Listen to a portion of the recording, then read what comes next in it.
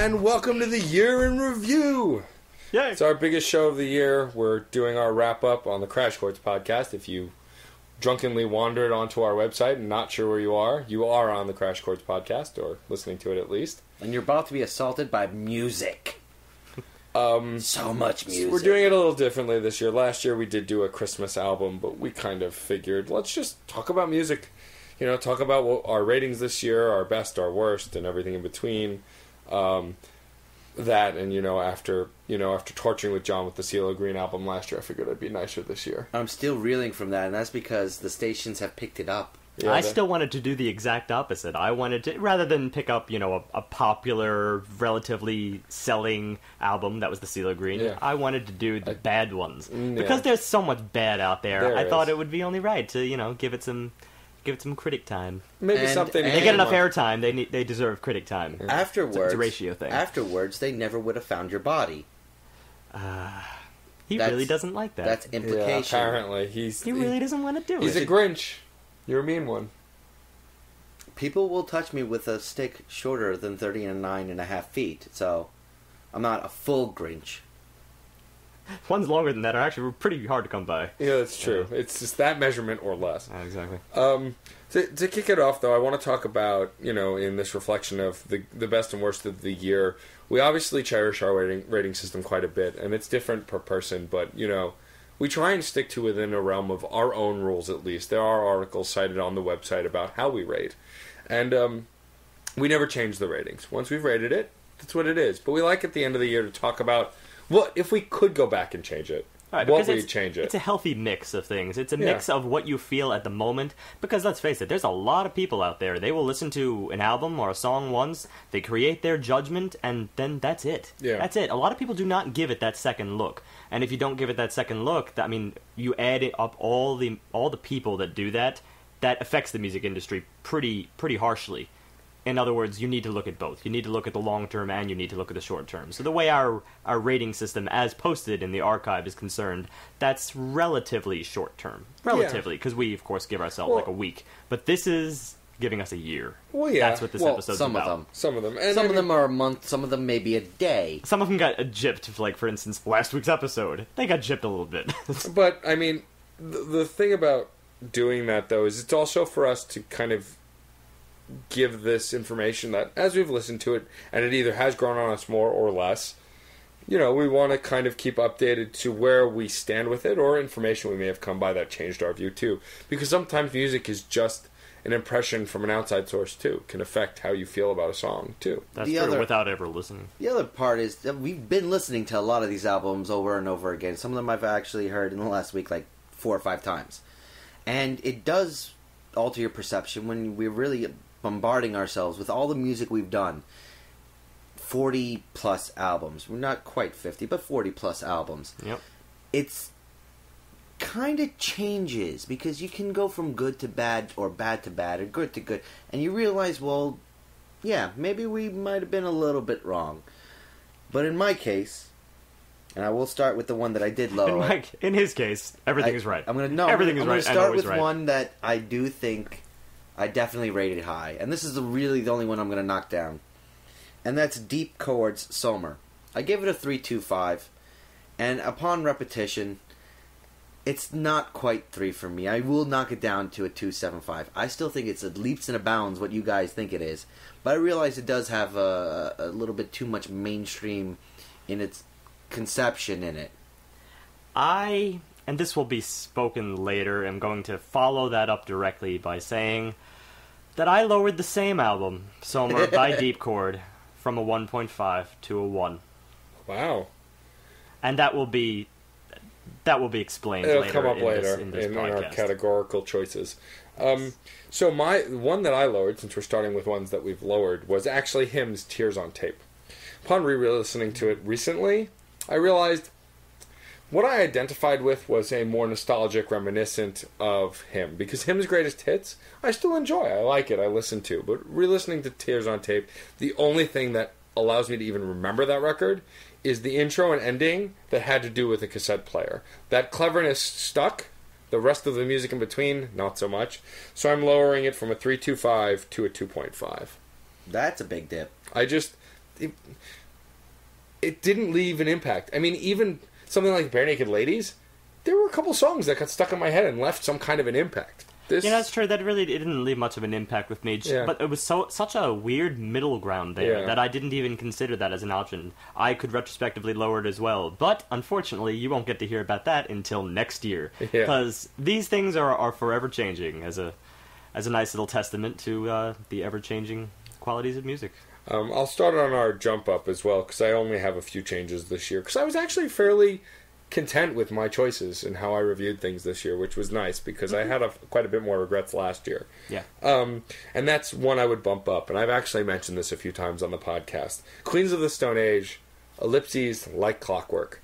I had found out information that we weren't privy to when we first reviewed the album, which now I kind of go out of my way to try and get more information.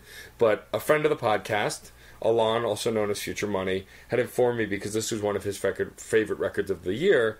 Queens of the Stone Age, Like Clockwork, a lot of it had to do with the lead singer's short time being dead. He was actually dead for a very short period of time, and it was such a bizarre experience, he used song to explain it. So going back and listening to the record with that bit of information, the oddities that we kind of criticized seemed to make a lot more sense in context. Got you. So I'm boosting it from a 3.75 to a 4.25. I think that it stands up. It's a great record, and I really do love a lot of the songs on the album.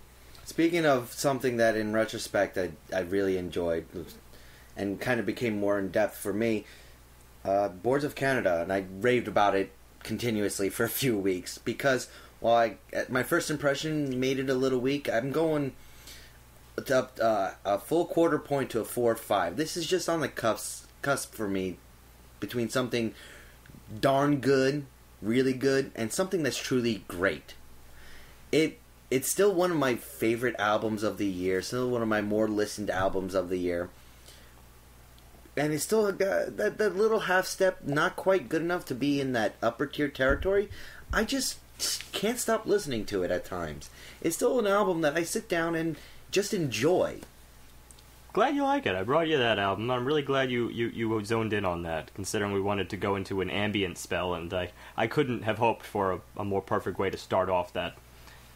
We went in different directions after that, but that was a good start, wasn't it? It was, yes. Yeah. All right. I have one I would also like to raise. I think we were all a little bit harsh back in Nine Inch Nails' hesitation marks. I agree that it maybe was not the most fully formed idea. It definitely got a little bit hazy around toward the end there. But I think we were too critical about the general concept. That type of techno-based industrial sound that he was doing, I don't think was quite as cliche as we made it out to be. So it was just a little bit too harsh. I had given it a 2.25. I'm bumping it to a 3. I think it's a perfectly average album. I was almost going to do that, but upon reflection, that one I just couldn't really change. I still felt in my gut with that one. Yeah, I still didn't really like it either. Funny story about that one is, so we have a guest coming on the podcast in the new year named Hops. He's a hip-hop artist. I'd given him the info for the podcast because he wanted to check it out, and it was right after you'd done the name convention change. So he looked for an album that he knew to listen to first, and he went to that one. And within minutes after telling me he was listening to that episode, he messages me on Facebook going, "Dude, you're killing me. This was my favorite record of the year. You guys are killing me," which was really funny. I mean, that's the thing. It got really, really high reviews, but he was very lighthearted about it. He's like, "I guess you guys just really don't like Nine Inch Nails." I said, "That's the thing. I do like Nine Inch Nails," but it was a nice conversation piece, and what led up to me actually having. I remember defending it in some. I did. It was your pick. I remember not thinking I was going to like it, but it turned out that I was the most defensive of it. Just because, I've got my idea of what's cliche and what's not, and that seemed to be your guys' number one attack against it. And I've heard more cliche than that. So it was a matter of gauging perspective. Yeah, I feel the need to just defend it in that stance.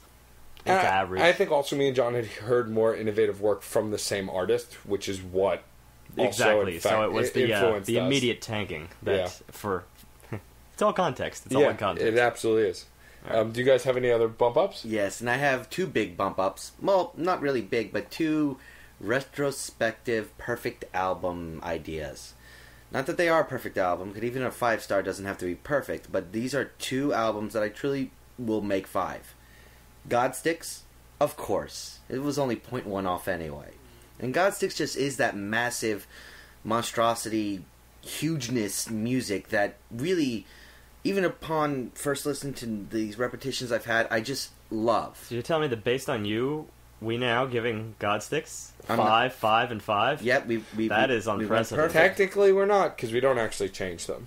Technically. So technically, it's still 4.9. But I love it more. I love it more. But he does love it more. On the flip side, hell, maybe in 10 years we'll average together our year in review ratings with the initial ratings, because if you want to go back through all the episodes and do that, go for it. We'll worry about that in 10 years. There's the short term and the long term, if you caught it. But the other one, also brought to us by Steve, and he'll be very happy about this, is an album that is similar and long and vein in another one of those ambient albums, Scale the Summit Migration. Ooh. I, upon repetition and reflection, am just more thoroughly entrenched. This started at a 4.75, but it really has more in depth to it than I saw even on the first listen. It's just an amazing piece of work, and I love it. This is another one's. I don't know what it is, but it seems that me being the lyrical guy, I'm falling in love with so much more lightness on the words, so much more focus on the instruments. Well, it'll come across that I'm definitely becoming more lyrical oriented. So we're getting to know each other better. Isn't that so sweet? It's beautiful. What did you move it to? When 5. had it? 4.75 to 5. Wow. Yeah. So on retrospect, I got 3 5-star albums this year. Oh, interesting. All right, so that's it for our updated albums. Yeah, our changes. All right, that's it. That's solid until next year. Now, so let's get into the point of our year in review. When we do our album reviews, we talk about the record and what we hear and what we listen to, but we don't get to talk in depth so much about the best and worst and give it the full attention and that, because we're working with talking about the album and then talking about a topic. Today the topic is the music and the best and worst of this year, Well, to be immersed in the album, I do still think is the best, which is why you'll never hear more detail about the album than what we do on that specific date. And we'll try to keep you updated with the numbers as we go through here, so try to remember that as we go through. Just give me a head nod and I'll tell you the number in case you're curious about checking out that album. Also, something I want to say really quick is this is our first complete year of the podcast. Last year, we had only been doing it about half a year. Exactly. So there was a lot more to go through this time, especially since, and I was joking about this earlier, albums, like some of the first couple albums we did this year, like Garbage's album, or Robbie Williams' album, or Paper Chase that we did with the Wall Street Players, I'd forgotten was this year, because it was just, those were back in January. And it was just kind of interesting to actually see what our arc of choosing things and how the podcast has even evolved in just a year. So why don't we get right into our first categorical choice? All right, we're organizing this in somewhat of a conversational manner. So if it seems a little jumping around, we're going to try to organize this in terms of the light, fluffy stuff and gradually get a little bit more serious as we go along. And I couldn't think of, none of us could think of a lighter and fluffier beginning than the catchiest song of the year. As catchy as they come. So the idea behind this category is, we always talk about how catchy a song is and how it kind of just, I like to call it an earworm. What I mean by that is a song that gets in your head and you can't get out. It's just forever. One of the, it's not my catchiest for the year, but one that I've recently found to be quite catchy, and there will actually be a soon to be posted article about it, is, or by this time maybe the article had already been posted. I'm doing an article on Steam Powered Giraffe's cover of Rihanna's Diamonds, which has been stuck in my head for weeks. And it's all based on the spine. It's an amazing cover, and Yeah, it's almost tumor-like how much I've been listening to it as well. The video is astounding, but even hearing the Spine harmonizing with himself in his tenor and his bass is just so intriguing and cool and awesome, and I kind of want to be his best friend. But so this idea of catchy songs that just kind of stick with you. So, Steve, what was your catchy song of the year? All right, I was pretty shameless with this one, although there were a lot of contenders. Because honestly, even as we've been going on, just the last half of this year has been really, really strong in terms of catchy stuff. Yeah. And I'll give you a head nod, Matt. I was really between some of the songs off the fairly recent Hello Goodbye album, Everything is Debatable, which we did in episode 68. So, those were contenders. Yeah. But I'm going with a song that's absolutely everywhere. So even if there's something promoting one of its reasons for being the catchy song of the year, it's sheer popularity, and that everyone is playing it. Okay. Can't Hold Us by Macklemore and Ryan Lewis. This song is absolutely everywhere. On the face of it, I would say the reason that it's around everywhere is just because Monkey See, Monkey Do. Everyone follows the #1 rap party song and plays it to death.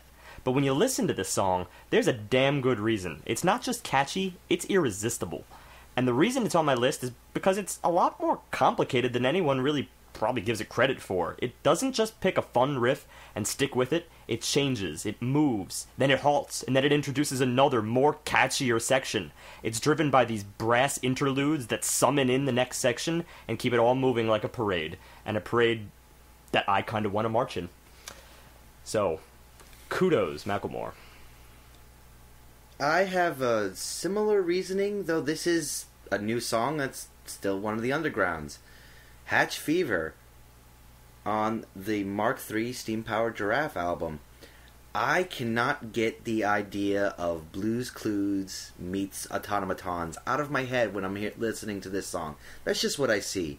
And over again, this new individual joining the band, and that first note and that last belt that he brings to life. The whole idea of, here's a new playmate, and I feel that playmate. I want, like the Spine, I want to be friends with this guy. He seems like a lot of fun. I would equate him to like the best toy you could ever have. But it's not just that. It's, the vocals are great. It's Steam-Powered Giraffe. Of course they are. The lyrics are just beautifully descriptive, so you can easily visualize anything, and it's the little tidbits. It's the randomness of his vocal work, the whole tear open your chest and let me into your heart. The idea that hatch fever is a disease, but not really a disease because it's kind of good. And that one part where they go, get down with the robots and jump right into dubstep that just goes, what are you doing? That there's so much coloration in this song that I just, every time I'm just sitting in the car driving, I find myself humming that for weeks now. I find myself just keep replaying it over and over in my head. I thoroughly just can't get it out of my mind. Funny thing about that song also is that there's actually a lyric in the very beginning of the song, you know, where they go, let's get ready to get catchy, and then they go la la la la la la la, and get that rhythm stuck in your head. Of course. Which is very, very kind of meta, if you will. My catchy song of the year actually goes back to January. A song that I was obsessed with for months on end. I did a song shot about it. It led me to want to do that album. But it's actually the song Candy by Robbie Williams from that album. The big single. That huge single. And the video was very engrossing. But for me, it's just this perfect storm of, you know, horn playing and drum and bass and, you know, catchy riffs. And the lyrics are just this fun boppy tune that you can't get out of your head. I feel like horns are making a bigger foray into modern pop music. Yeah. For instance, that's one of the things that was in mine as well. It was those brass interludes. So bring in brass, and I feel like it is that parade aspect that may have driven this song as well as yours. Yeah, and that one was my choice easily just because of all the songs I'd been obsessed with this year, and I go through waves. That one really gripped me for a long, long time, and it was very reflective of an album that also had lots of catchy tunes on it as well. Fair enough. All right, so we've gone through that category. The next we're looking at is similar in a way, but it's not quite the same. The Guilty Pleasure First of all, we're not talking about a song now, we're talking about an album. A whole album that you consider to be somewhat of a guilty pleasure. It's not for its catchiness, it's for, I guess, where it rates in the grand scheme of things, considering we do such a thorough, subjective, merge it with the objective in our reviews and our final ratings. This one you kind of have to take out of the picture. You know that if you were really looking at it objectively, maybe you would not put it so high, but at the same time, you're listening to it pretty much all the time, or at least most of the time. So, somebody else start here. I will. This one was something I brought to the table, and it was a rehash of an older style. Not too old. Chronicles of Marnia by Marnie Stern. And the reason this is a guilty pleasure is because, to be frank, while the vocals are great, in my opinion, I realize they can be a little abrasive. While the tapping I find to be thoroughly enjoyable, I realize that kind of guitar work ain't really for everybody. It's kind of a little boppy, a little bit too much of that teen idea, and it makes me feel like I'm younger than I am, that I'm trying to be reliving my childhood a little bit too much. It's a little bit too upbeat. I have that feeling I should be more serious, but this is just a really fun album. Regardless of the lyrics, regardless of anything else, just the tone of it is just, it seems a little childish, and I'm not saying that in a bad way. Oh, I follow you. In fact, if you're through, that's a perfect segue into my choice. Which is? Because completely different album, but for very much the same reasons. I chose the album Paramore by Paramore. That was episode 42. It was almost the same exact thing. I felt it was kind of, it's not me anymore. Like, it could have been me, maybe back in high school, but there's nothing wrong with that. I know that I'm probably looking for a more mature sound these days, and, there is kind of that teeny bopper element, just a little bit, to Paramore. Or at least like the teen, emo, starting to get... It's adolescent trouble, it seems. Or at least that's the sound. Of course, she, in fact, in the album, was sort of pushing her own envelope pretty far, such that it was almost her attempt to get into a more mature sound, but still trying to keep it relative to her primary fan base, and I really respect her for that. But the way I figure it, sometimes it's okay to want to feel young again, and full of energy. Actually, that's always okay, come to think of it. And there's something so shamelessly rousing about this album that I feel kind of just like throwing the book out the window. I mean, I feel like it's okay to return to this every once in a while because that attitude feels so cathartic. I was listening to it nonstop in the car at the time that we listened to it, and several times since. It's actually one of the few albums of this year that I have burned to a CD. Interesting. That's a stamp of some kind of approval, I imagine. Yeah. It might actually make me get into accidents. It's that level of guilty pleasure. For me, my guilty pleasure was, in relation to John's, was to an album I brought to the table that I ended up loving regardless of how I actually objectively rated it, which was The Life Acoustic by Everlast. This is episode 65. This is an album that, after listening to it with the group, I acknowledged that it was a bit repetitive, and there was stuff to it that on the pantheon of music might not have held up. But the simple fact that me and a lot of people I know had just shamelessly enjoyed this record, and I think it's because it was just the right fit, the right time. We wanted a catchy acoustic record. We found one, and I listened to it a ton. I mean, when I downloaded it on my phone, I probably listened to it every day for a week when I first got it. And then even after we reviewed it, I went back and listened to it constantly. Just something about this album I really loved, from his delivery of the lyrics to his sincerity of this kind of coffee house kind of version of these songs, to even, the thing that really hooked me was how ridiculous his acoustic cover of Jump Around was. And for the same reasons John didn't like it, I did like it, and it really pulled me into this record and made me want to listen to it so much. And, there's no better identifier for a guilty pleasure than just something that you shamelessly enjoy. Well, there you go. Everybody sees their guilty pleasures in a slightly different way, and that's I think, what's kind of important about it. Yeah. All right. Now, let's take a time to move this in a bit of a different direction here. Because, of course, music is what we do. Music is where it's at.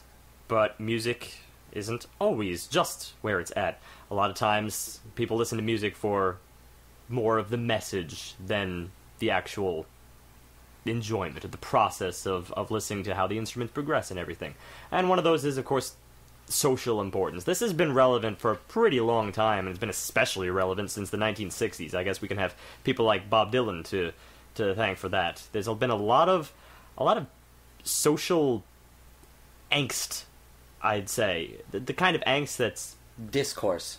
Okay, actually, yes. Discourse, but there's angst that yes, that definitely anytime breeds there's that discourse. There's angst, and vice versa. There you are. So we're looking at which album as a whole, as thematically speaking, packs the greatest punch to society as a whole. What's packing the greatest message?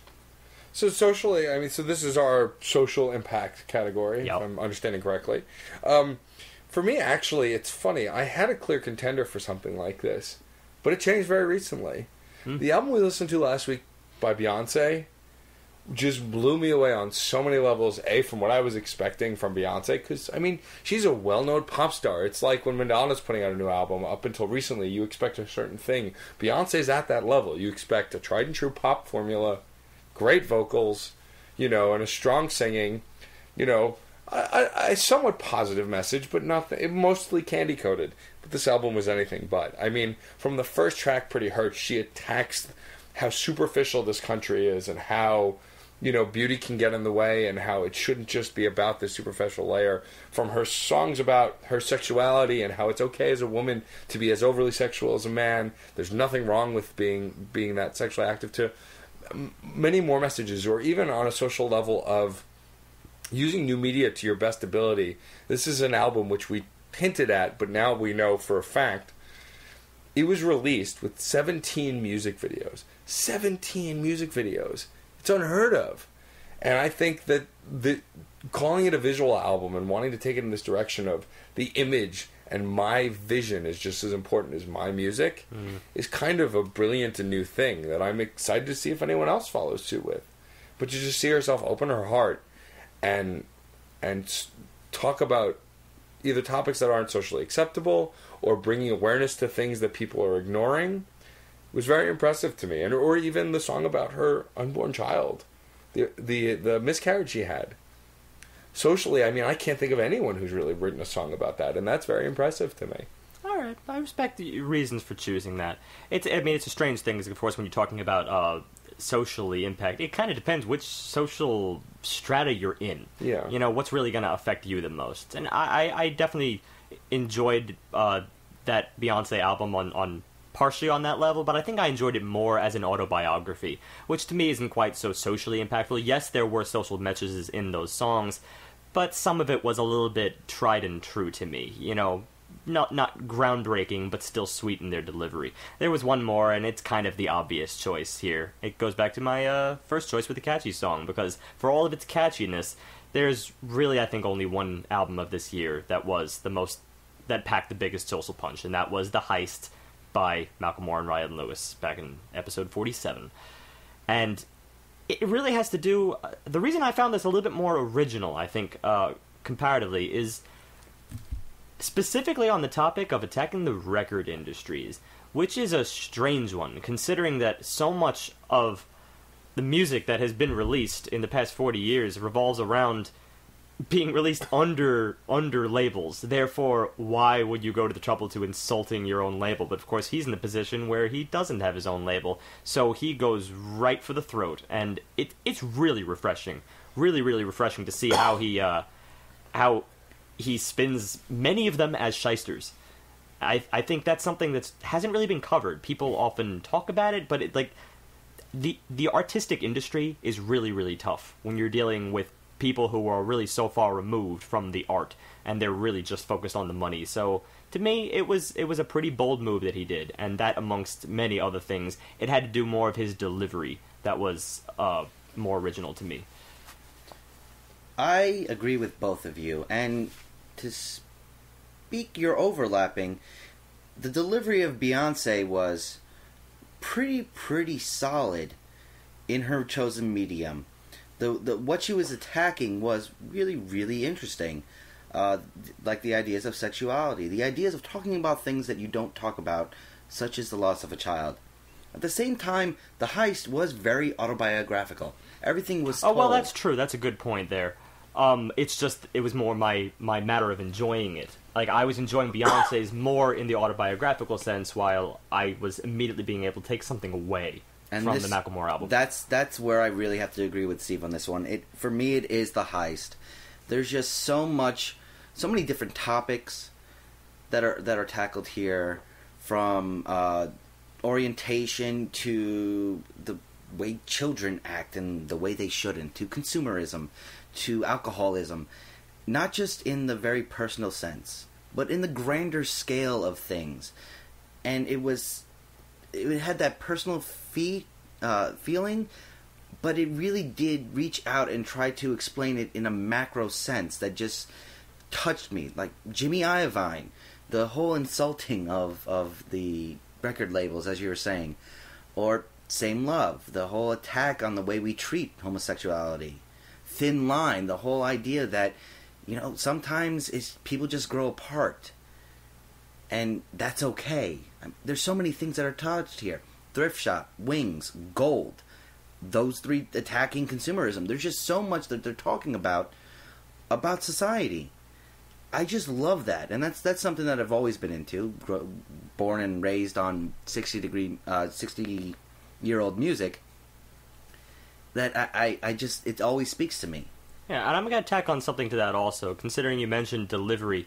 I think, granted, rap is not my primary genre. It's not immediately what I'm going for. But since this is the category, I mean, for social message, I think it really was the more appropriate medium. Because, let's face it, you're dealing with a lot more just text, period. I remember, of course, considering we were reviewing a rap album, we really had to have the lyrics in front of us, because I knew that was going to be a primary thing, and it was a lot of pages. It was more pages than we ever had to print out for any other album, and it's just... sometimes more really just is more. I mean, there's more stuff to look at, therefore the message is going to be elaborated, and he's the master of elaboration. Wordsmith. There you go. Wordsmithing. That I coined. It's my thing. I have used that a few times as a result of you. Be proud there. But I'm talking about for the world. Oh, of course. Well, I'll let you know when that catches on broadly. Any case, this is more of the Anytime album here. This coincides with enjoyment. Just what is the most enjoyable album? This sounds like it's veering toward the best of the year, but remember, that's again crisscrossing subjective with objective. This is very subjective yet again. This is the album that you enjoy most. It doesn't take into account guilty pleasure, though. It doesn't take into account feeling like you have to give something up in order to enjoy it. This is just straight up, you're listening to it the most. And you'll explain why. Well, it's a recent one for me, and it's because I'm really just fanboy at this point, and it's Mark III by Steam Powered Giraffe. These guys, I just had to. It's just listening to an adult version of a Disney story. It's got that kind of capture of imagination for me, coupled with some really great theme work coming from one of the most animated and ingenious of ideas for a band in a long time. It really just has so many unique things going for it. But it's presented in such a great way, I can't get over it. And maybe because it's new and I'm really, really going to be harping on it as an enjoyment because it's new and shiny and everything like that. But it just touches me in a way that really, the only other thing that came close was the 2 Cent Show. And I do like this album more than the 2 Cent Show. Solid. That makes sense. For me, it was actually something that Steve had alluded to earlier. An album that I had brought on towards the latter half of the year. Everything is Debatable by Hello Goodbye. This is one of those records that it's just good pop fun. I mean, between the synth work and the singing and the vocals and the lyrics, I mean, Everything Debatable, the title track, is one of the catchier songs of the year, though not my catchiest. But I have a great time listening to this record. It's just a lot of fun to listen to. I enjoy it from start to finish, and it kind of really just pulls me in. I don't have to think too hard when listening to it either. It's not super innovative or in-depth. It's just kind of a good, fun record to listen to. And after it had come out that week, I'd listened to it constantly, and I'm still listening to it. It's one of the albums I've listened to the most on my Spotify, besides a few others. All right. This was actually a much more difficult one for me, I think. Like, after listening to John's reasoning for MK3, that makes so much sense, which I think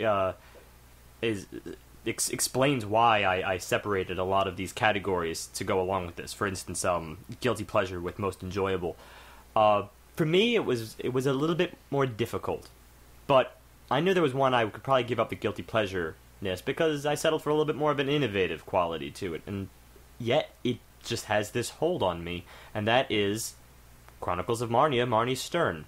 There's just, I don't know what it is about that album, but it's her quality of voice that's just so incredibly unique compared to anything else that I gotta go with it. There's enough material there that it keeps me.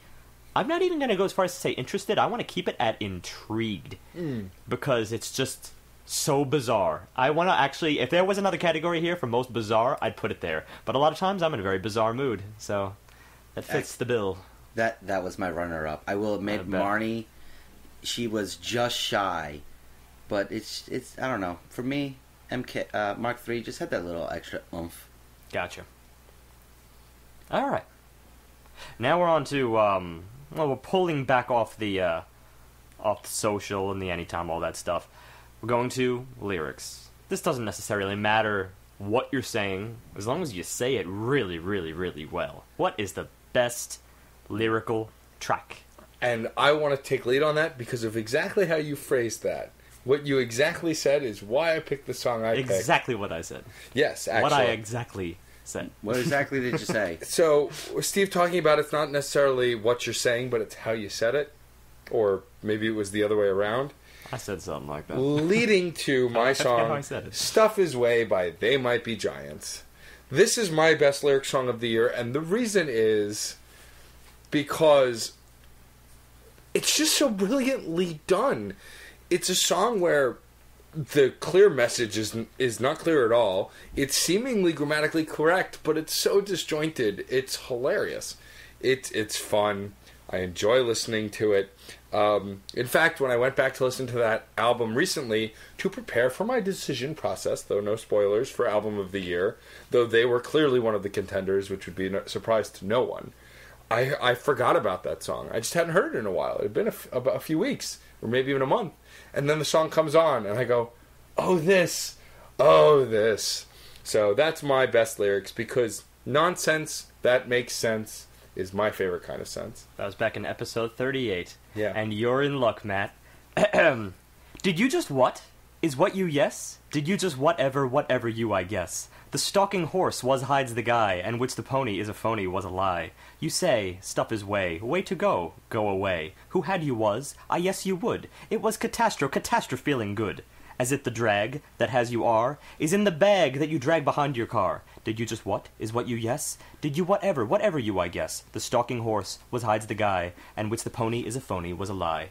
You say, stuff is way is what you say. Way to go is stuff is way. Go away, so way to go away. Who had you was? I yes you would. It was catastro feeling good. As it the drag that has you are is in the bag that drags behind your car. That was easily. Although, well, I won't say easily. There were a lot of contenders for good lyrics this week, and believe me, for a much more emotional level, contenders were definitely on Godstick's The Visage Conundrum, episode 51, which I'll be returning to many times. Love you, Godsticks, but I know that I'm going to you for the lyrics. And, that I'm going to you for the music. But when it comes to lyrical things, I just love being intrigued by lyrics. That's why, I had to keep a lot of these categories separate, such as social importance and these things, because I'm not often looking at the lyrics. But when I'm looking at it, I want to be, yet again, intrigued. And that's just too intriguing. It is a joke on the English language itself. And that's a whole nother level of meta. So this is our first overlap. That's pretty funny for lyrics. Considering we were looking for just one track, in all of them, that's pretty unprecedented. Yeah. Well, My face was beaming when you said that. I'm gonna talk about a track. Nah, I can't agree with you guys. I do appreciate Stuff His Way. I do love it, to be frank. It's my ringtone. It is. That says something, I guess. But as far as lyrics, words, I have to go with Jimmy Iovine. It's got a lot going for it. One, it's an incredibly fast, incredibly difficult song to sing. Jimmy Iovine, Off the Heist by Macklemore. And Ryan Lewis. It's Episode 47. It's incredibly fast, and it's incredibly concise in its filling of words. There's just so much going on so quickly, and that's something I love about rap. It's also coupled with a great story, to be frank, about the heist that's going on here. It's where the album draws its name from, to be honest. It's also got that turn, that kind of unusual ending with the exec coming up to him and he's replaying all these tag words that happen, and the way it's ended, the way it finalizes with Macklemore going, I'd rather be a starving artist than succeed in getting effed. It just puts out the persona and everything that Macklemore wants to represent. It's a call to arms for him. You see, it goes to show there's a difference in how we perceive lyrics, because I would have probably put that more in the whole message and the societal thing, because I go with more the wordsmithing, and, there's a lot of wordsmithing in that. I mean, it's safe to say there's some people that need pure poetry, for the pure poetry, there's lots of other choices we could have picked. And it's also safe to say that Macklemore is a great lyricist, so, Yeah. It's a strong contender, but it's kind of funny. Out of all the songs, if we were to count out the amount of tracks to choose, that means Steve chose the same one. Definitely amuses me quite a bit. I also think Darren Charles is a good lyricist, and I think his stuff would have been in here in a heartbeat if I didn't find myself singing along to what he's saying without fully comprehending what he's saying. Yeah. Which, that's not a negative in the slightest, but they're going to be all over this list, so I gotta take them away for this one. Speaking of which, our very next one. The most emotional album. We're getting a little bit more serious here now. This is the album that affects you the most. Whether you are playing it all the time or not, it kind of just depends on your whole psychology. Yeah. Whether you're conditioned to play something super emotional all the time or not. That's besides the point. It's how much it hits you. Well, because with an emotional album, of course, you could be playing it all the time because the album takes you through a range of emotions. Or you could be playing it all the time because it's depressing and you're depressed a lot in that period of time. You don't have to enjoy that. Well, of course, you probably do enjoy it. That's probably a prerequisite here. But it's separate from emotional song, because an emotional song is something that is gripping and thing. This album is more what you connect with. And that's probably the most appropriate way for me to explain it. It's something that I can just, from minute 1 to minute 45 or 50 or 70 or 120, depending on the album, you can just dive into and just feel it ebb and flow.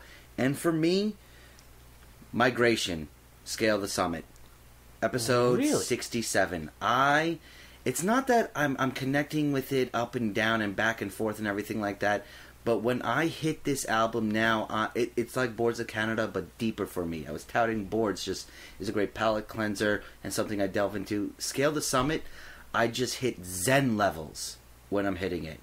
I just feel vibrations, and they are happy, they're sad, they're tense, they're pacifying. It's an amazing experience when I really just go for it.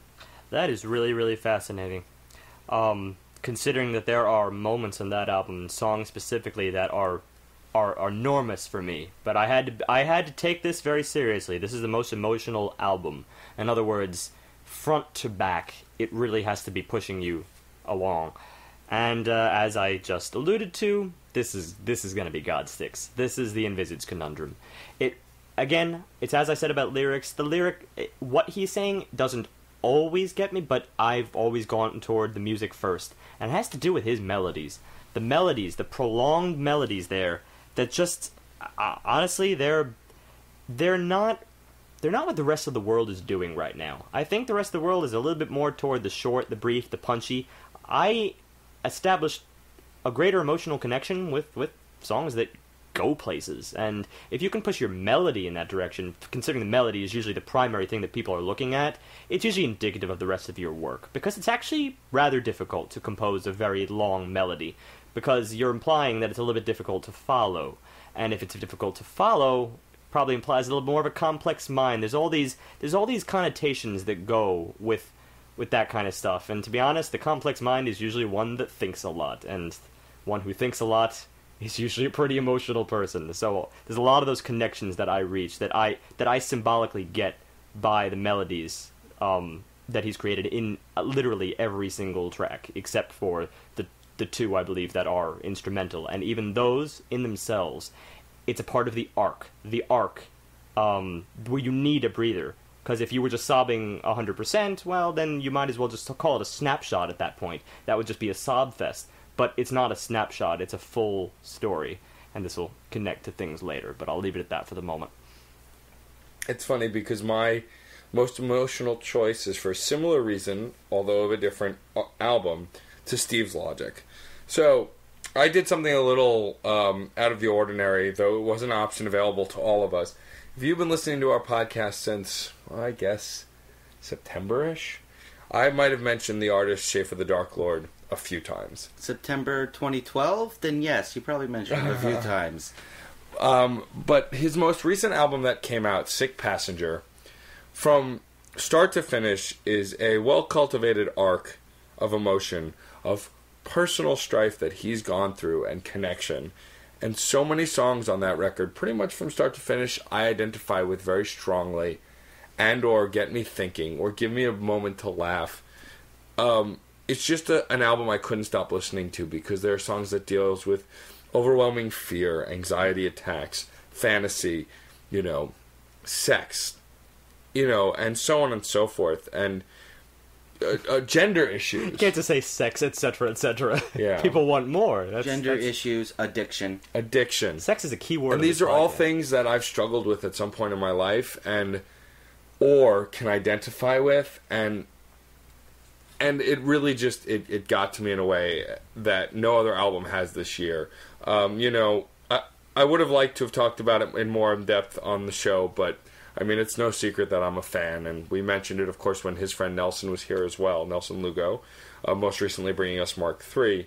But Sick Passenger is just a wonderful, emotional ride from beginning to end that is not only a personal story for Schaefer the Dark Lord, but also somewhere for you to connect as well. I mean, I'm someone who grew up getting picked on a lot in high school and junior high school for being very effeminate, for having effeminate tendencies, for liking, not loving sports and manly things, and liking theater and music and being artsy.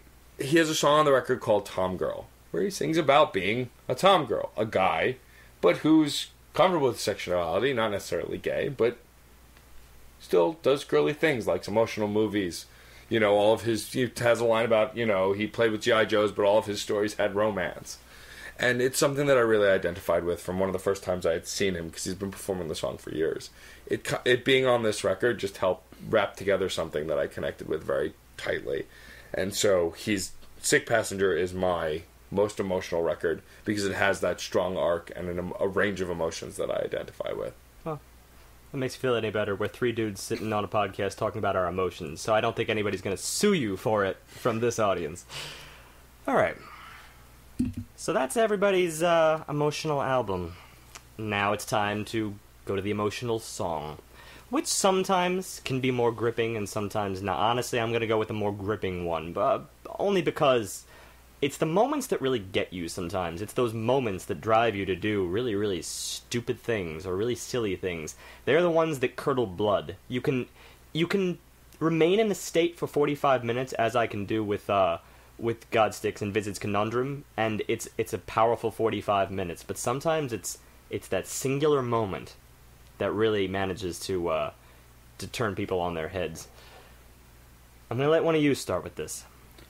Well, I have to go with kind of an obvious choice, and that is Same Love from The Heist. I have to choose this, and it was close to a couple of other songs, but I can't listen to that song without crying. And the point at which I cry, and I do get teared up, and there is at least one that falls, is when the first time you hear, but I can't change, even if I tried, even if I wanted to, and such a beautiful rendition with such heartbreaking breath to it, I just feel it. I can't be helped.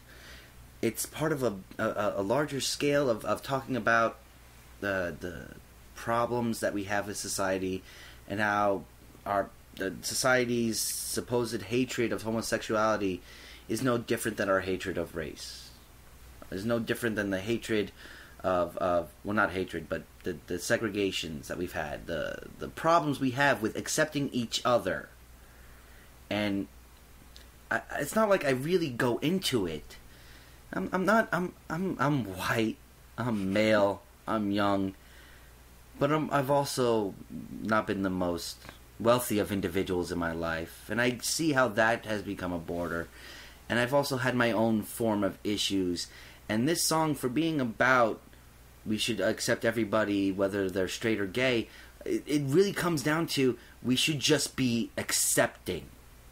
And that's something I identify with on a bunch of different levels that some of them I can't even talk about still.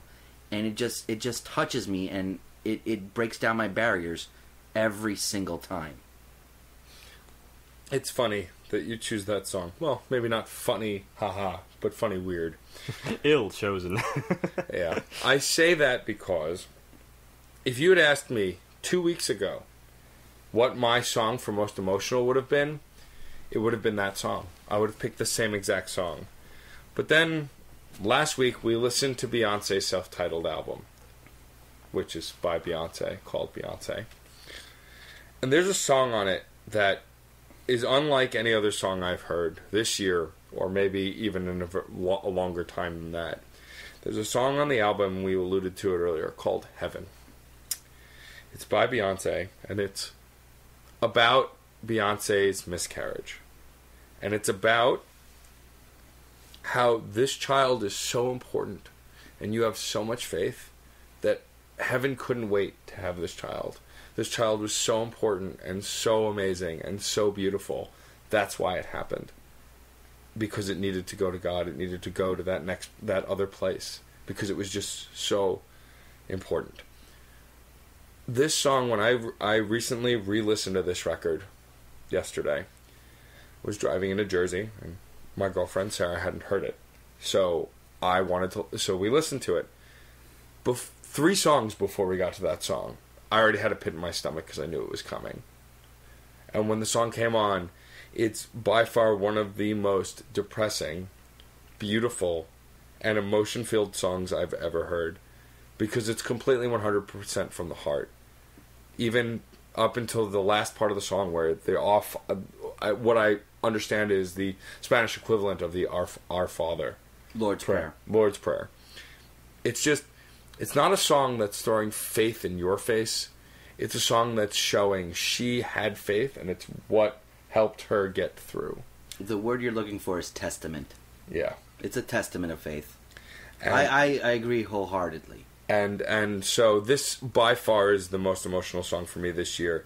Because even though I can't directly relate, because I have not had a miscarriage, I feel her pain completely and wholeheartedly, even though I could never physically experience that, and I hope to never personally experience it. Listening to the song almost brings me there because it's so powerful. Well, this is why word choice is very important when we're creating these categories. John chose to add the word connectivity to the most emotional song. And I think this is where I show my true colors, I think, as a musician, because both of you are very, very in line here, and this is where I think I'm a little bit off the board. Both of you seem to go for tracks which was very verbatim, the message. And the message was, in its purity, emotional. And you found an ability to relate to that. That, of course, there's no arguments here whatsoever. That's for many, there were many tracks that I could have easily picked for that exact reason. And for sure, that's what affects probably the artist the most. But it's a strange one for me. In fact, I've been debating all the way up until the moment here what really to pick, but it's the music that gets me.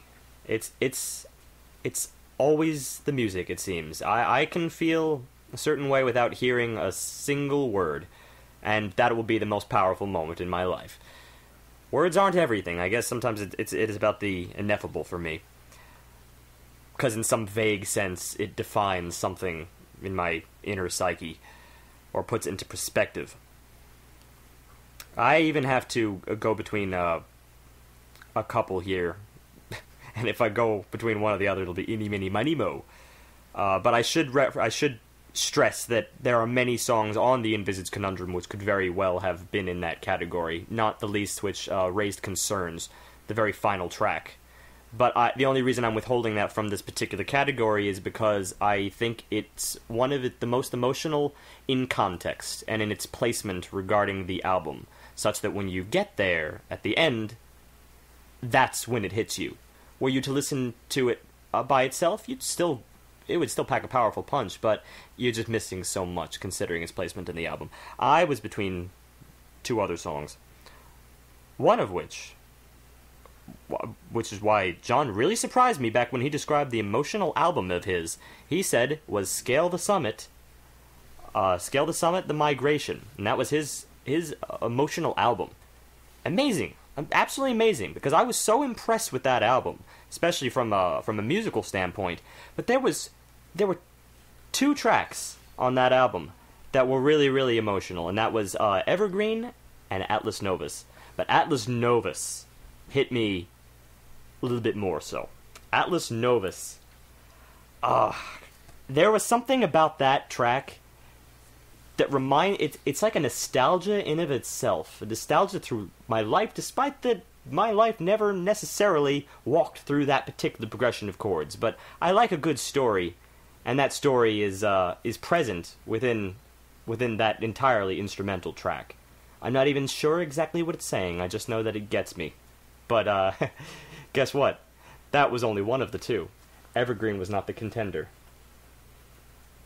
Believe it or not, John. Really? Because I know he's looking at me as if that was the one. That was actually my runner-up to Same Love. I was just describing the two on that same album, but the runner-up was between Atlas Novus and another song that I'm sure you two have long forgotten, whether it even made an impression on you at the time.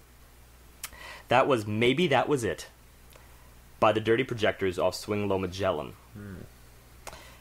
That track didn't have nearly the same prolonged story as Atlas Novus. It was, in a moment, the saddest I felt in a very, very long time. It's a very disconcerting song because it actually conveys pain in its very rhythm. It crawls along and struggles to complete each individual phrase, as if the song itself would break down crying and simply stop if it lost a moment of willpower. You can hear this in a guitar riff that slows down, which is very, very unorthodox, considering most things are about keep it the time limit, keep it the time limit, keep it the time limit. I love the fact that they just yank the cord on that. And then they reach these certain climaxes that I don't even know what it is. Can't describe what it is. That's the thing about music. And I would sit here, if this were more of a review, I'm sure you can look back in that episode 40 and listen to what I have to say about that particular track. But I don't think this is time for me to talk about music theory. I simply have to say that in its delivery, it was pretty incredible. I'm going to be in the fence between that and Atlas Novus. I really can't decide. Okay. Well, that's fair. I mean, it's cheating, but we'll allow it. Yep. Well, yep. Gotta be a jerk. Yeah. I'm gonna be a jerk. What are you gonna do? What are you gonna do, man? We get emotional about it. Yeah. Boo-hoo. So where do we go from here? Good Steve. Alright, here we go into something else. Favorite moment? So, no. This is just a moment. Now, this doesn't have to be, like, super emotional. You could just be totally immersed in whatever. It kind of goes hand in hand with the same reasoning, the same logic that I just described, based on that the track, maybe that was it. Right. Because, of course, there's that moment, that chord that really grabs me. But at the same time, that's for emotional reasons. There's so many other moments, great moments, where you can throw the macro scale out the window, throw the album out, throw the song out. This time, you're rating on a chord or a phrase or whatever the hell you choose. Well, you know what? It's not a chord. It's not a phrase. It's significantly longer than that. To be honest, I think I know where this is going. It is off of Scale the Summit, and it is the entire song Evergreen, and that is because of the context here. Not where I thought it was going. That's good. 1 minute 41 seconds, but it feels like an elongated moment. It feels like a moment. The song, in comparison to the rest of the album, is a tenth the length of a lot of the stuff. It's very, very short, but it's still over a minute long. It's almost 2. But to listen to it, I just feel humility. Both what the song is projecting and in the context of the album.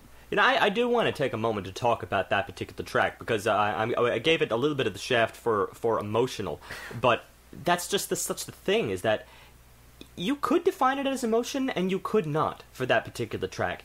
In many ways, it's just the expression of as you said, humility, and even just calm. The calm of life. Finding a place where you need to be at one particular time and just zoning out. And that still is a powerful emotion in itself. It wasn't what I was particularly looking for in the emotional track, but it is so, so good. And that's actually the main reason why I chose it. In all the hubbub and cacophony that some of what... Cacophony of some of what the migration had created, there was a lot going on. So much going on at times. That's true. It breathed. Evergreen feels like an instant to me. The album listening to that, it's an instant. The whole album had to sit down for a little bit. Yeah. And it was a perfect moment. And actually your reasoning for Evergreen is nearly the same as my reasoning for Maybe That Was It, in terms of the entire track almost being a moment. Granted, there were slight moments within Maybe That Was It, but that's very telling that you saw that track as a moment. And I easily see it. Easily. Matt?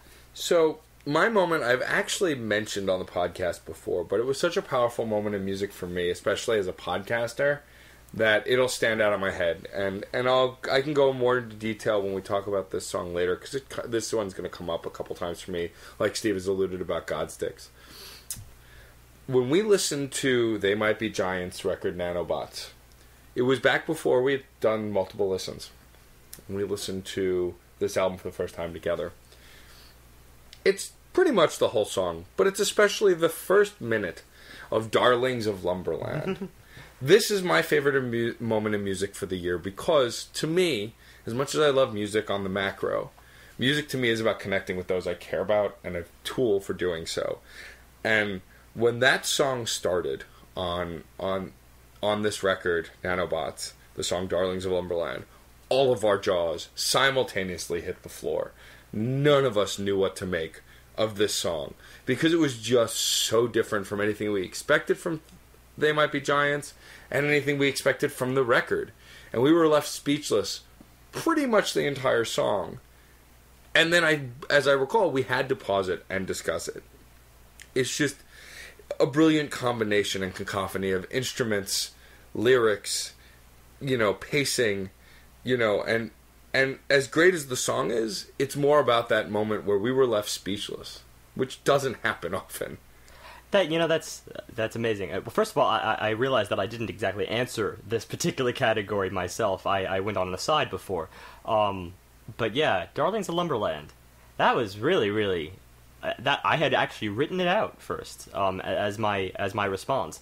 Because that's actually a woodwind masterpiece, to be honest. Yeah. There's very, very little, we were talking about brass earlier and how brass can pack such a punch in terms of catchiness, but woodwinds really get the shaft in rock music, it seems. They took the forefront there, and that was a very jerky sort of that stop-start nature, just as Can't Hold Us by Macklemore and Ryan Lewis, that both tracks did. Of course, there was definitely more sophistication to Darlings of Lumberland, and that separates it from simply being catchy. In fact, it's a little bit hard to follow at times. It turns you inside out. You never expect exactly what's coming next in that track, no matter how many times you listen to it. It's oddly constructed. And it's got that intriguing nature that you kept talking about. It's just, it goes in such a strange direction, it pulls you in. Yeah, but I didn't go with that, believe it or not. I had written it out, but I didn't go with that. I went with a strange one. The very end of You Don't Turn Down off Chronicles of Marnia, Monty Stern. The very end of that track, how it had been a fairly, I guess, an average track on that album up until this certain point where everything just snuffs out and it goes to this very soft dual chord system, arpeggiated and slowed down, and she sings in the background in a very high, airy voice. And that sudden, again, it's that pulling the plug nature, where within context of the piece, I was thrown into another sort of emotional state. But that was a moment for me that affected me, perhaps even greater than the Darlings of Lumberland, because of course they're apples and oranges at that point. Yeah. This actually, as far as favorite moment is concerned, this is very related to emotionality here. But I could never say such for the whole entire song. I can say such for this 30-second outro. That's it. Okay.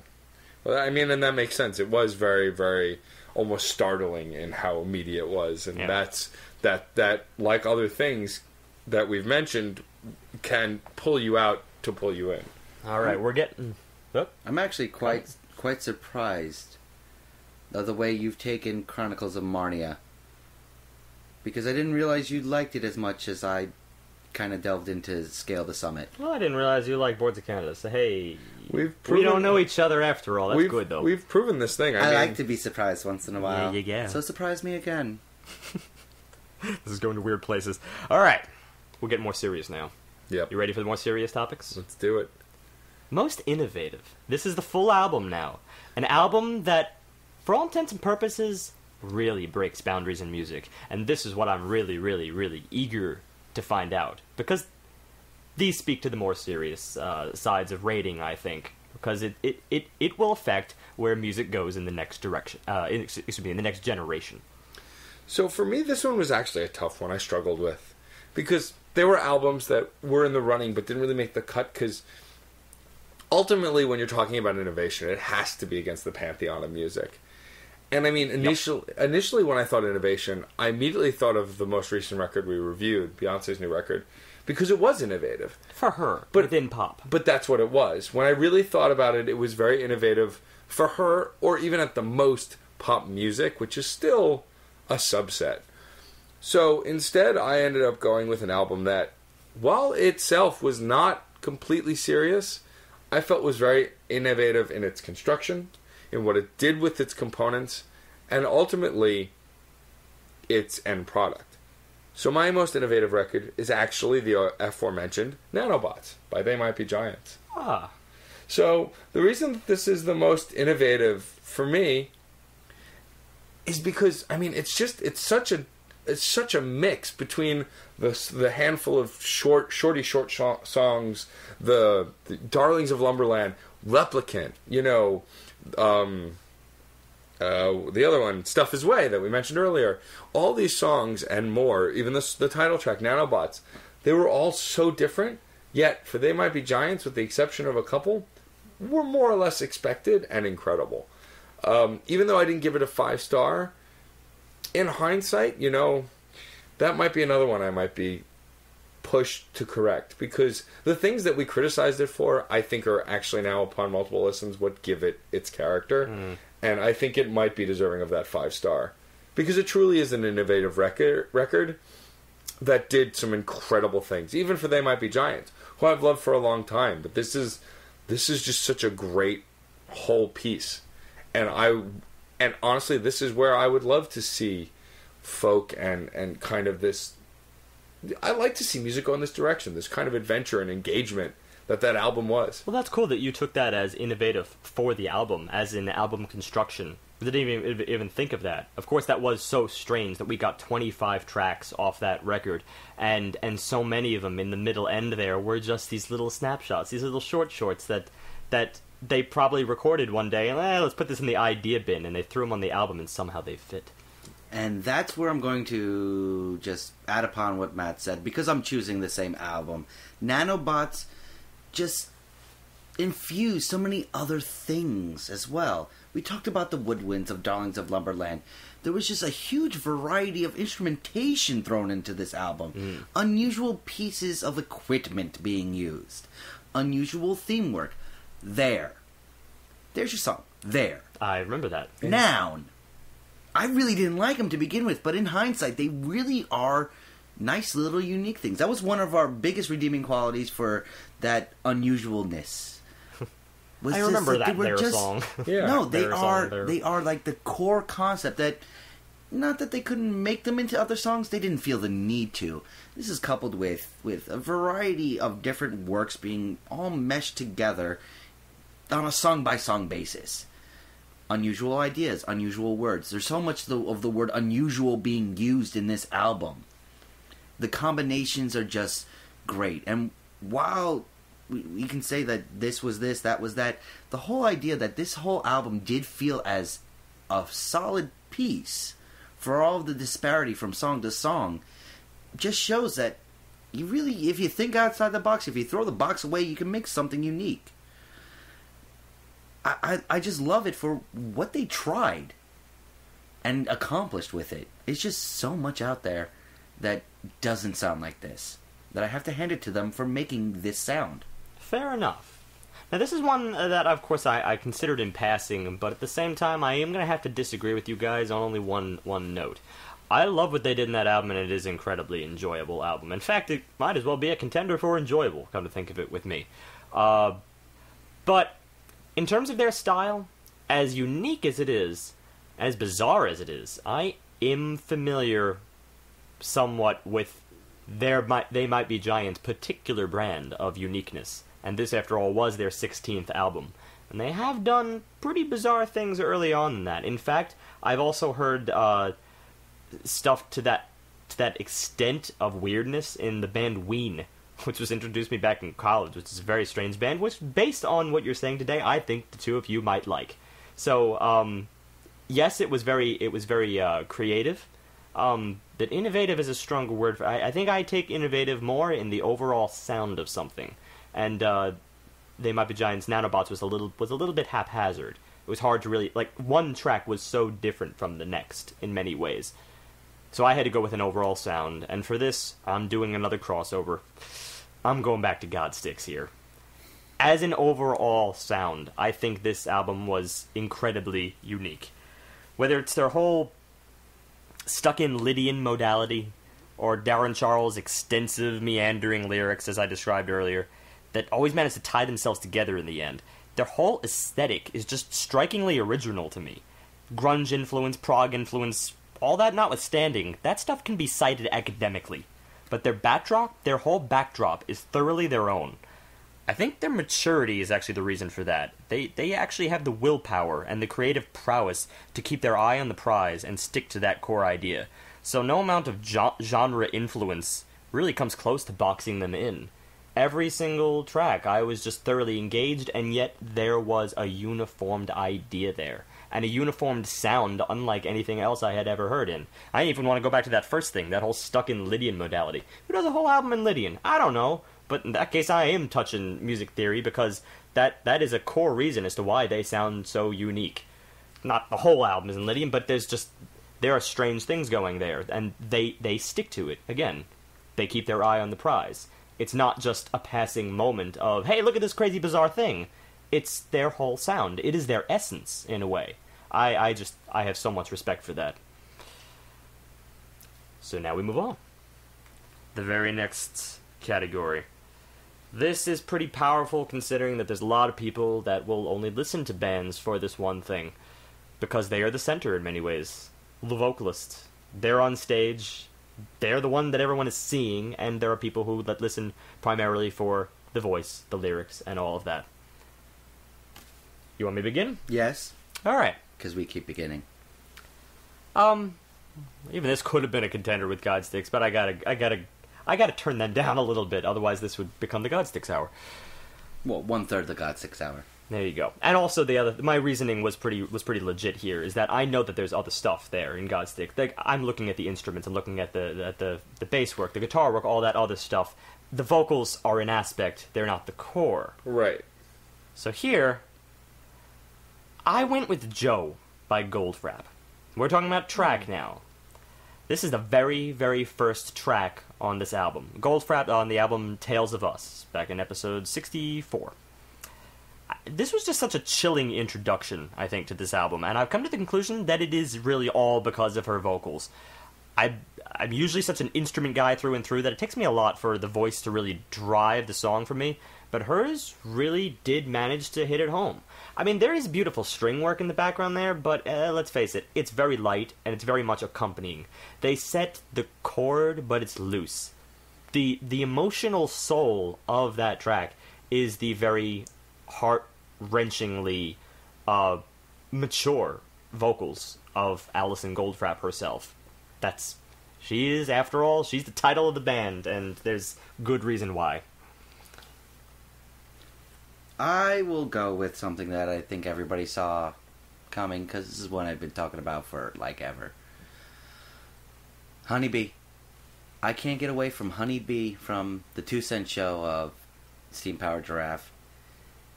The combination of Rabbit, the John, and the Spine's vocal work, the forlorn nature infused within their voices, the love and loss that's just put into that's done in their pure vocal parts, plus the complexity they put into those harmonies in their very simplistic nature is just astounding, amazing, and I can't get away from.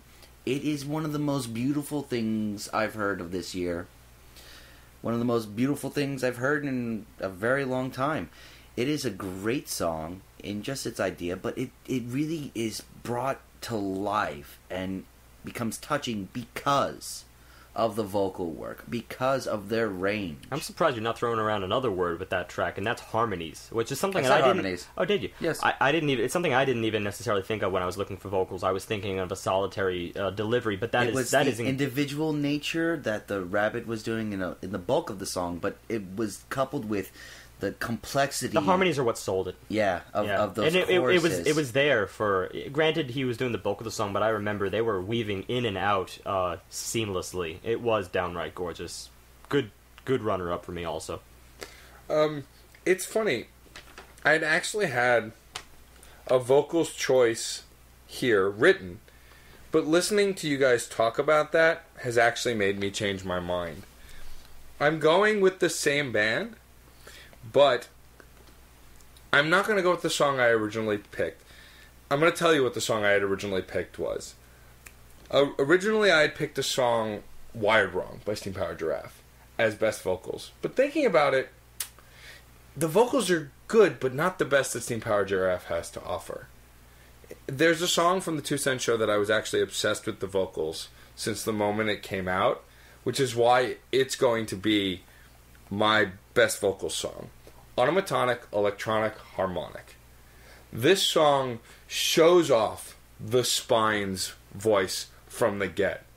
It's quiet, and all you hear is, ever since the first time I opened my eyes, and then the whole band comes in together. It's just this beautiful bass to tenor, and then they just continue to do it throughout the whole song. And, even the progressive choruses, when they sing the title of the track, automatonic, electronic, harmonic, they come in and interweave, and it's beautifully done.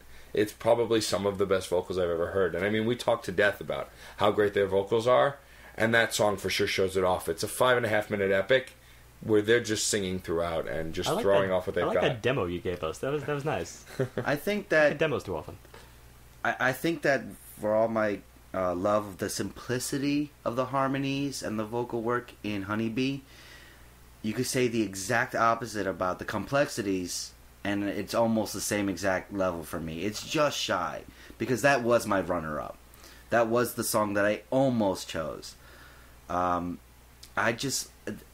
vocals, sometimes it's just hearing one person belt out that one note to hit that one chord with a voice that touched me with Honeybee a little bit more. And I totally understand that. Whereas for me, it was, you're right, the exact opposite. The fact that you heard the spine showing off this bass tone and just not a lot of music, just him starting that song, singing it off, telling the story of how they're robots. And this kind of Western feel, it really was just a huge impact vocally for me. Yeah.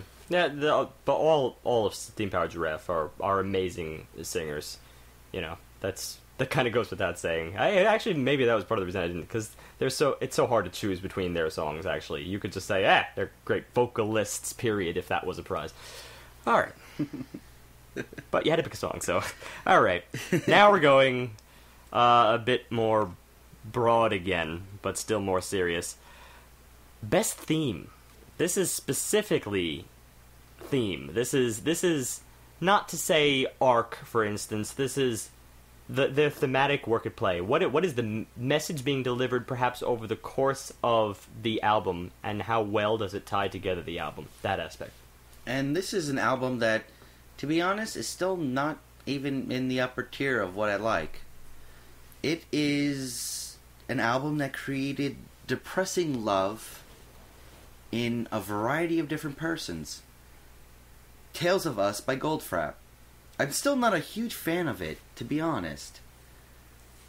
But it's really just so present.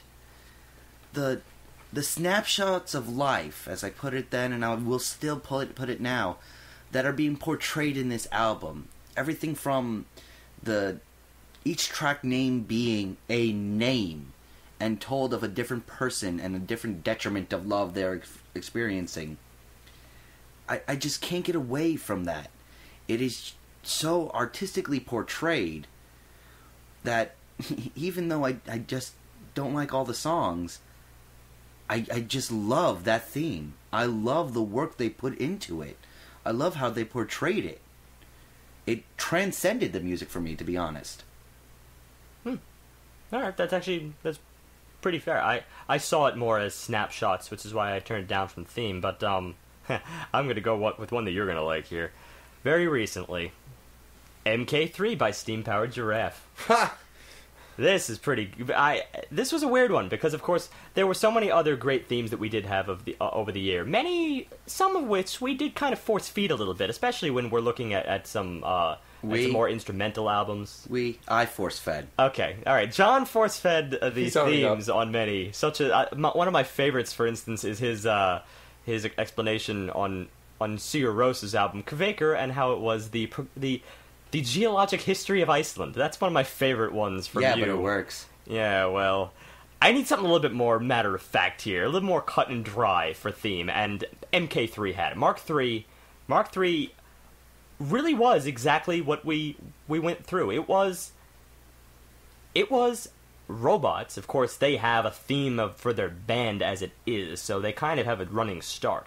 All they need to do now is create stories within stories. And their story here was robots gradually getting confused and perplexed by the world, and to some extent disgusted by the world, as you find in so many tracks on that album. Sometimes in more lighthearted ways, and sometimes in more serious ways. One of the lighthearted ways, for instance, is that track, the Maybe, right? Where you're hoping to ask a girl out. She said maybe. And that's the best you can hope for. Of course, that's sort of making fun of dating culture right there. And then you have the more serious ones, which you already have gone through, Matt, to mention, which was Wired Wrong, where that's attacking the whole acceptability factor in many ways. Honestly, I'm going to even go as far as to say that track attacks it better than Macklemore's The Heist did. I agree. I think that using the robot as a character, that's something that any child could relate to. And if you want to change the world, that's the perfect thing. Create, something, personify something, right?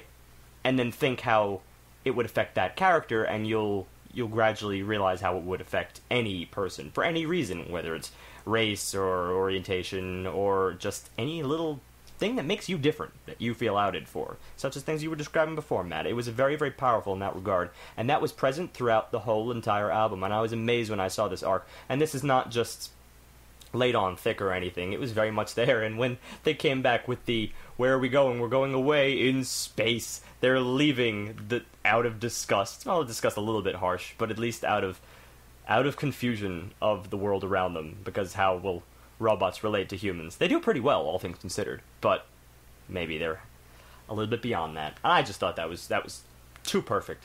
It's solid. And I loudly guffawed when you mentioned Mark III, because that is also my best overall theme album. Interesting. For a lot of the same reasons. I mean, the most base level of how the theme works is it starts with this announcer, robotic voice, talking about launching the record, and then ends with the same robotic voice telling you, we'll see you next time in space. And then everything in between is this beautiful message of robots that I've actually come to understand better. We thought that Please Explain was just Hatchworth's curiosities, but it's not. It's actually all three of them. They each have a verse where they ask a question that relates to something associated with their personality. And Rabbit. with English language, like Rabbit mentions Wild Goose Chase, and who's this wild goose? Why is there a wild goose? Spine's a deep thinker. What's a moot anyway? And it's an expression of, we infer a lot as humans. If robots work on facts, they need to be explained some of the most base level things, especially stuff like that. That's it right there. They need to be explained. I could not have said it better. In terms of inference and everything. And I want you to explain one more thing, because you brought this to our attention. At the time that we reviewed that album, we had only one hole in terms of fitting the arc, and that was the track Roller Skate King, which in fact was explained recently. Yeah, so listening to the album with Sarah and sharing with her, she has a vast knowledge of music somewhat separate from my own. It lingers in other places that I don't always make it to. She mentioned that the song Roller Skate King actually has the same tune to a very popular older song about roller skating, but that was more or less innuendo for sex or sexualization. And this song sings about how this guy is the king of roller skating, but if roller skating is a metaphor for sex, then he's the king of sex.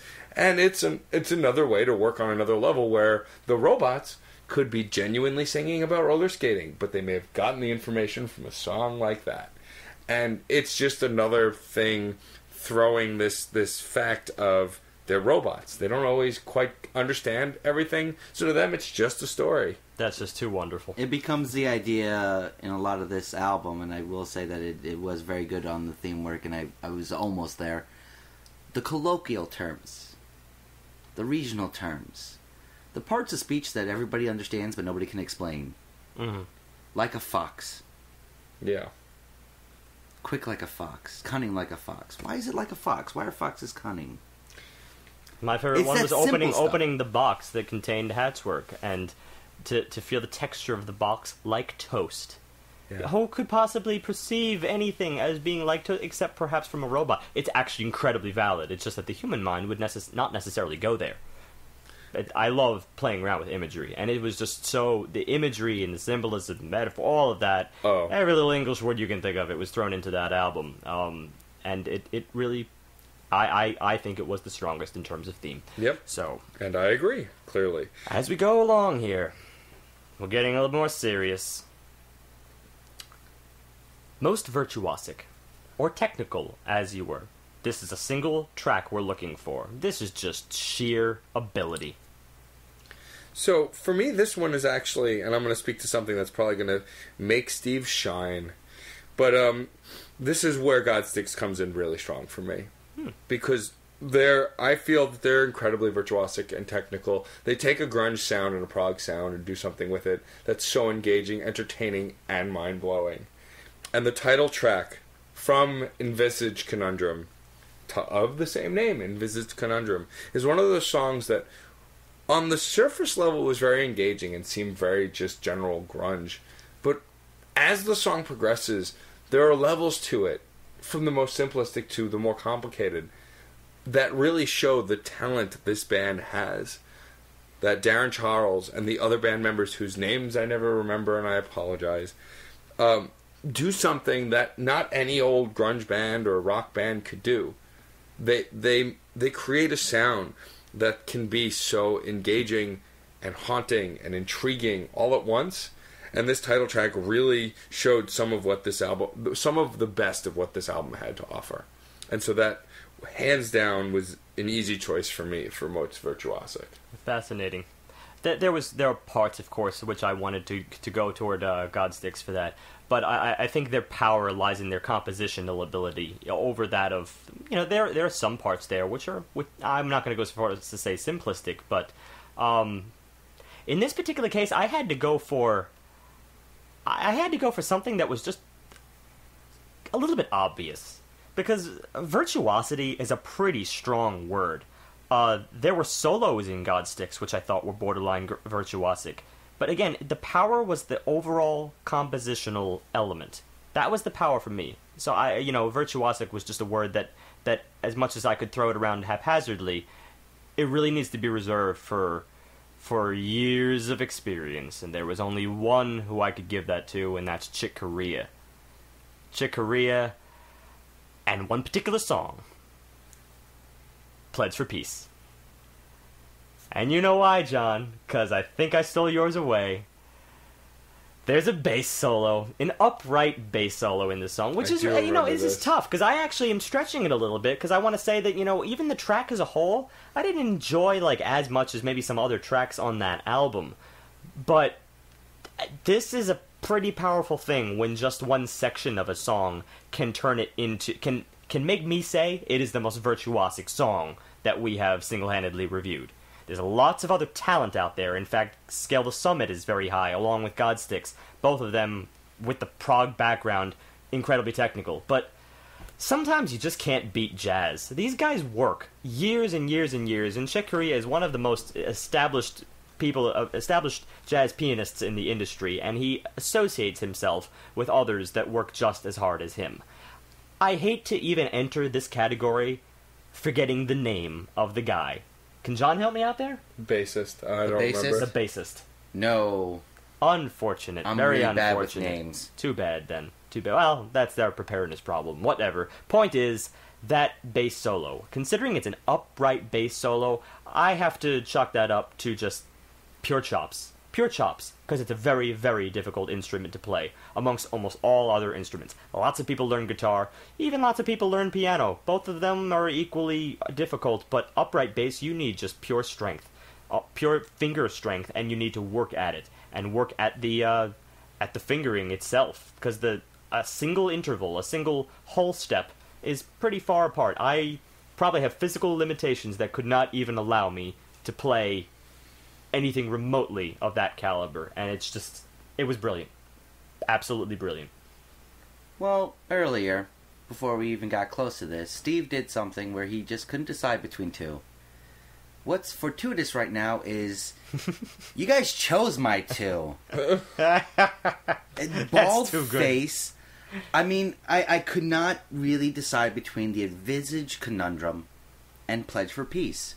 Because Pledge for Peace is to me, the epitome of jam session beauty. It's got, it seems like the most off-the-cuff thing that just makes perfection as it goes along. From the beginning part of a full band to the breakdown and fall apart to the guys cheering for the bassist. And then let's bring everybody back together. Because I really do like the song as a whole. We did have issues with the ending in the beginning. But I do have I love the song as a whole.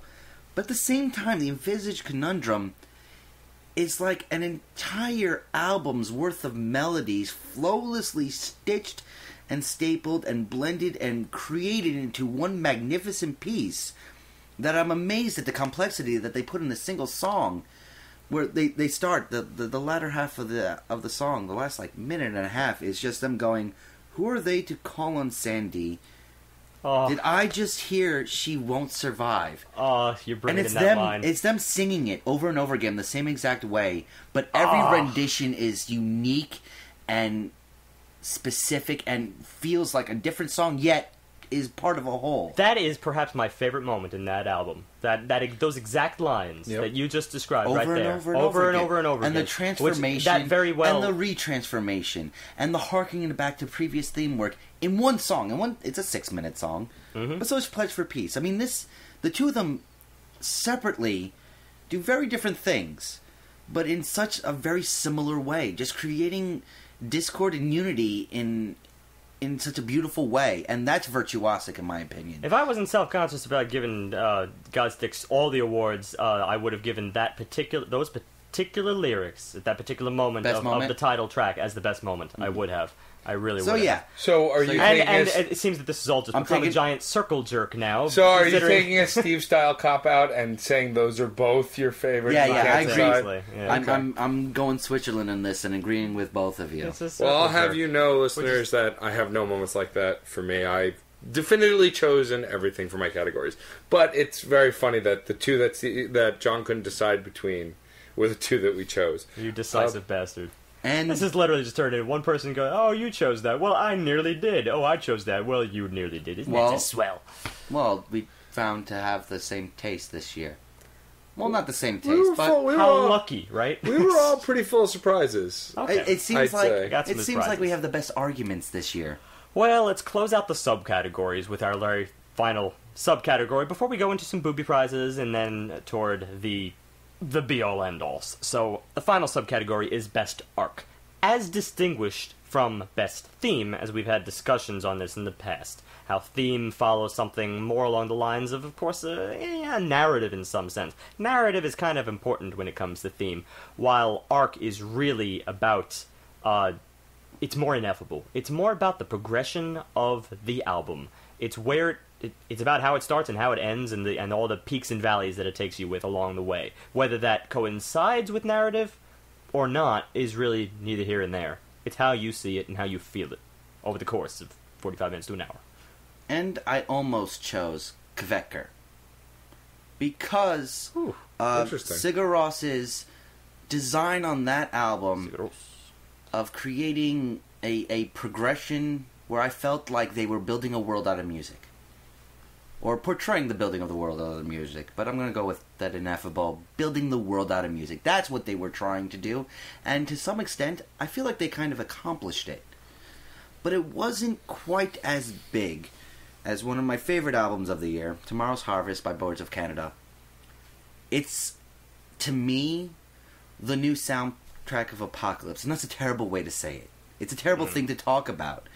But it was trying to explain the dangers of society, to me, in music form. Without words, without anything. Just explaining what we can do to ourselves. And I felt like they accomplished it.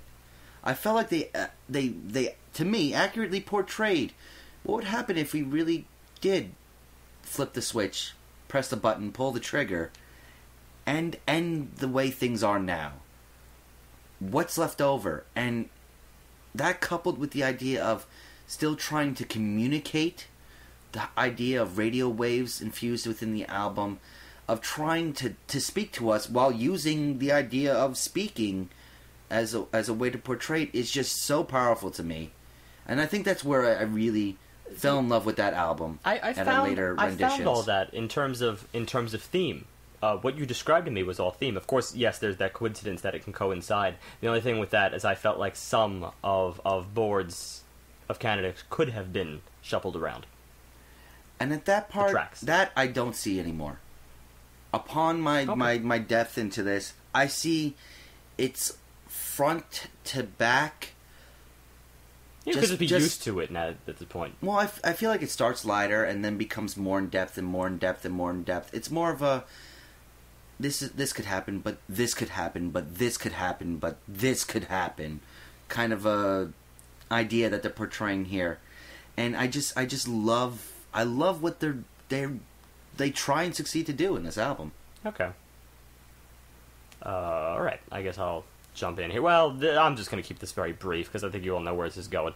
Based on the description I gave, of course, you guys jumped on the Godsticks bandwagon in the last category, and I kept it at bay. Well, I'm jumping back on it here. There's very little to say. I've already explained in so many words why I love the Godsticks, the Envisaged Conundrums arc from front to back. Whether if you're considering the first track, Convergence, which actually is a very eerie intro that in many ways sums up that overall tone of the album that delves in and out of Lydian as a sort of a bass. That's a pretty good overture in a way. I use that term loosely. And then it's... I don't want to use the term snapshot here, because I think in many ways this album is the farthest thing from snapshots. I don't want, even though you can, in almost every instance, I don't want to take one track away from the other. And I think that's one of the most important things for Arc. I love how the intro functions, first of all, as an intro, and then you get about 3 or 4... It's almost a classic album structure. You get about 3 or 4 solid tracks, one of them being the title track, and then you have your interlude, your intermission, the piano track. That was brilliant. Even though it seemingly has very little to do with the rest, it's actually a pretty good pull away from some fairly heavy themes before you return full force with the Border Stomp trilogy. I mean, it is constructed as one would a symphony. That's kind of scary. For prog music, of course. So, the funny thing about Best Arc is I actually forgot to write it down. Luckily, I remember. And I think this might come as a surprise to you guys, but my actual choice for Best Arc is Mark Kozelek's Like Rats. Wow. Yeah, no, that's a surprise. I was surprised. That is.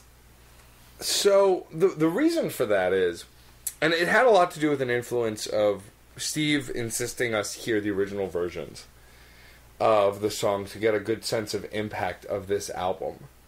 But in reality, listening to the album enough, while those originals informed the divergence, that album still stands alone so well as this wonderful flow of almost pseudo-depressingness that is very cyclical. And I just really liked how he showed what Steve pretty much was going on about when I brought Everlast.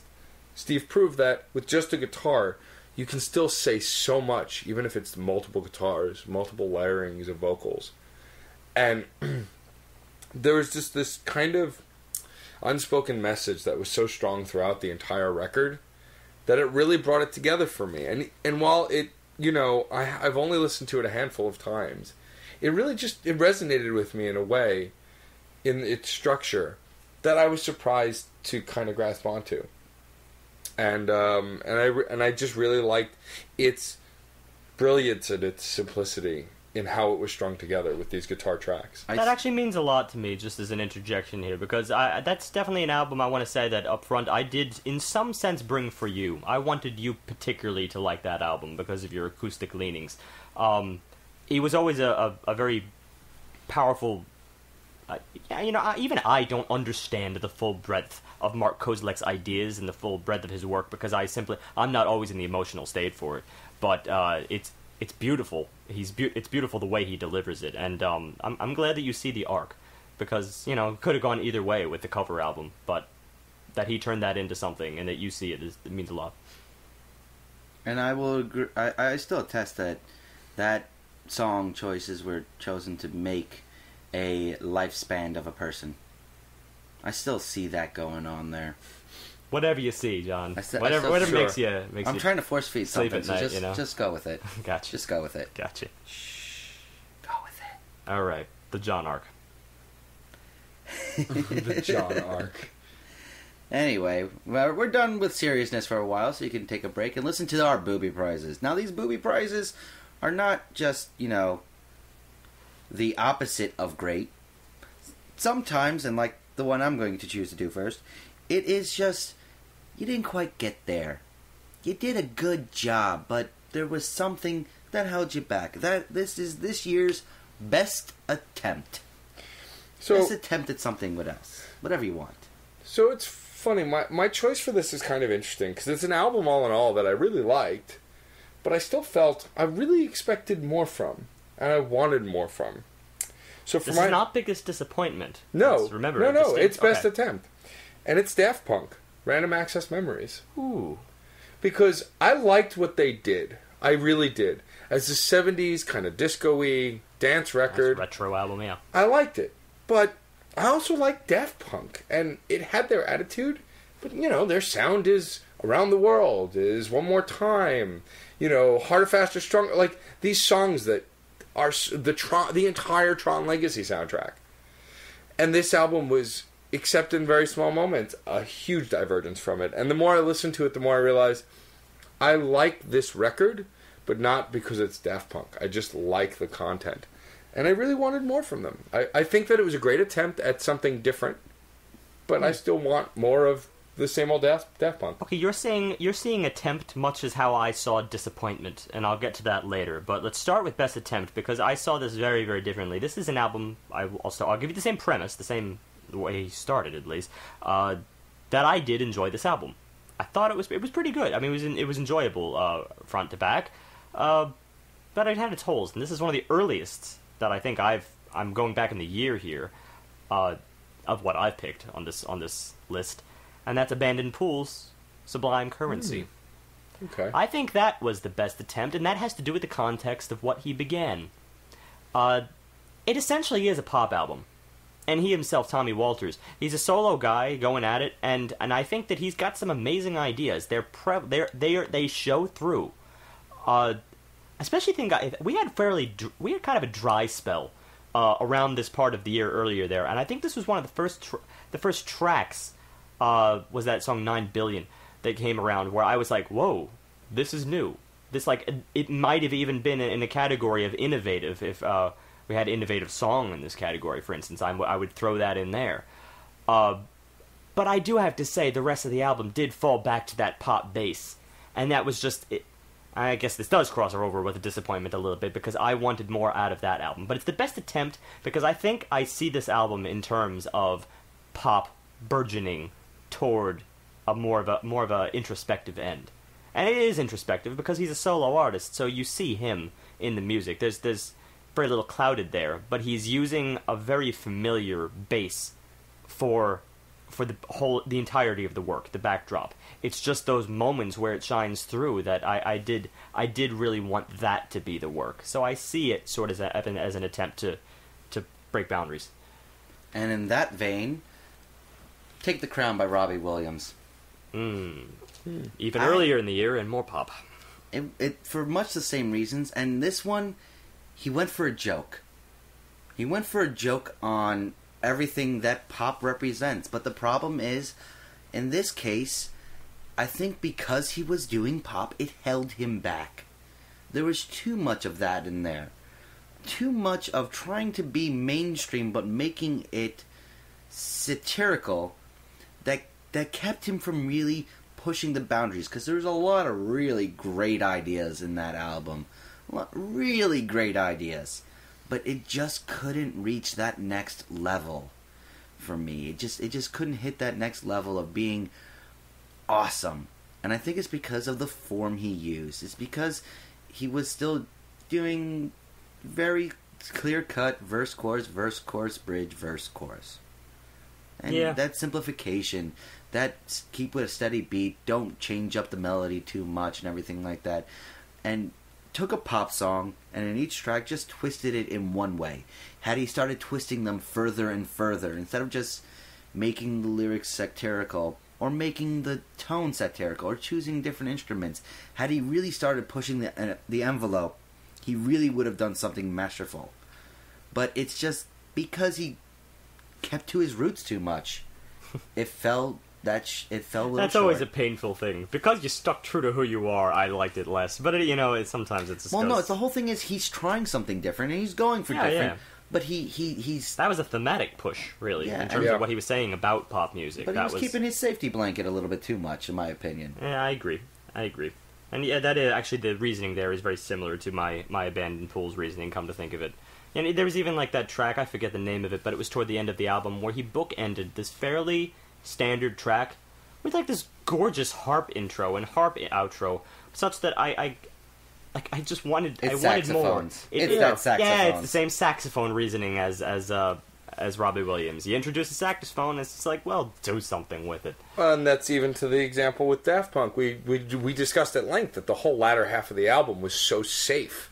All right. And we just wanted more. So we're more online, but I think that's a good segue into biggest disappointment because I want to make the distinction there. Disappointment for me was a personal thing. Me too. As a category, the biggest disappointment is what I wanted out of a band in this case. Not what I wanted out of music, but what I wanted out of a band and what I didn't get. I totally agree, and I'm happy to start off. All right. I've been a diehard Bare Naked Ladies fan since high school. A friend of mine got me really into them. Their live show is hysterical. They had great comedic timing. They were a fun band. So when John told me that we were going to be doing Grinning Streak by Bare Naked Ladies, I was so excited. Because even though their music over the years has become more pop and, had leanings towards that, I still expected great things because they're a clever band. And this album was so disappointing.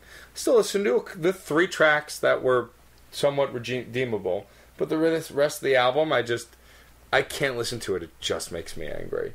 Because even I'd seen them live a month after that album came out, and they were fantastic. But that album all of what I know they're capable of as a band, and as much of a fan as I am, they didn't meet just about any of those marks. And that's why they're my most disappointing album of 2013. Okay. Mine isn't quite so harsh, but it still ate me up in terms of me bringing them on to the podcast here. I went for an old favorite of mine in episode 43. Wow, I've really been relaxing on the number deliveries here. I should have been saying the episode numbers earlier, but episode 43 was Low, The Invisible Way. I brought that album on for a word that I threw to you guys and you thought I was just crazy for. The word slowcore. What is it? It's crazy. What the hell is that? Well, it's a unique thing. And I thoroughly believe that the earlier portion of Low's discography, and they have a really extensive discography, so to say earlier portion is almost everything up till present. It had that slowcore bass. That was their sound. It was a sound that had this very definable sadness to it. It's not anything that anyone would list at and it's like, oh, I'm not sure if I could relate to that. It's fairly universal in its general sadness. At the same time, it might be a little bit more depressing than what most people can handle. But hey, I can handle it.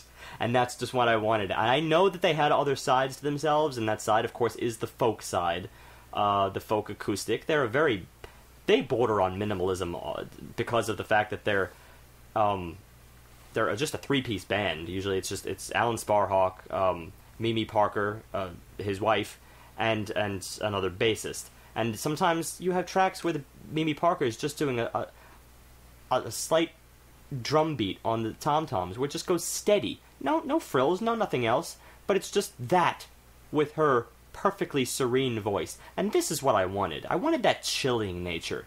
Instead, in Invisible Way, I got a folk album. There's no shortage of that. Absolutely no shortage of that. It was always a sideline with their work, but it's not them at their core.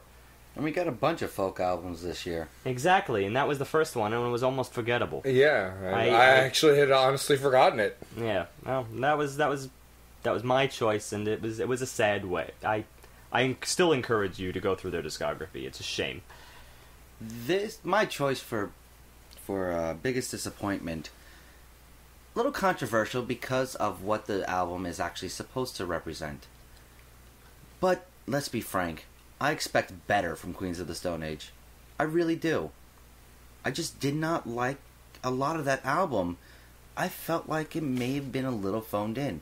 Now, to be frank, the content of Like Clockwork, in retrospect, there's depth to it, sure. But I still can't get it out of the album. And I just, after listening to them for years and really just grooving to their work, I wanted more. I expected more. And they did not live up to what they used to be for me. And that's a disappointment to me. Now, Bare Naked Ladies, I thought it might be fun, but I also knew they weren't the greatest band in the world. Less Than Jake, thought it might be fun. I know they're kind of childish. Queens, You're thinking of Jimmy Eat World. Jimmy Eat World. I keep saying less than That was Jake. a weird mess-up. Jimmy Eat World. I don't know. I Freudian slip them all the time. Yeah.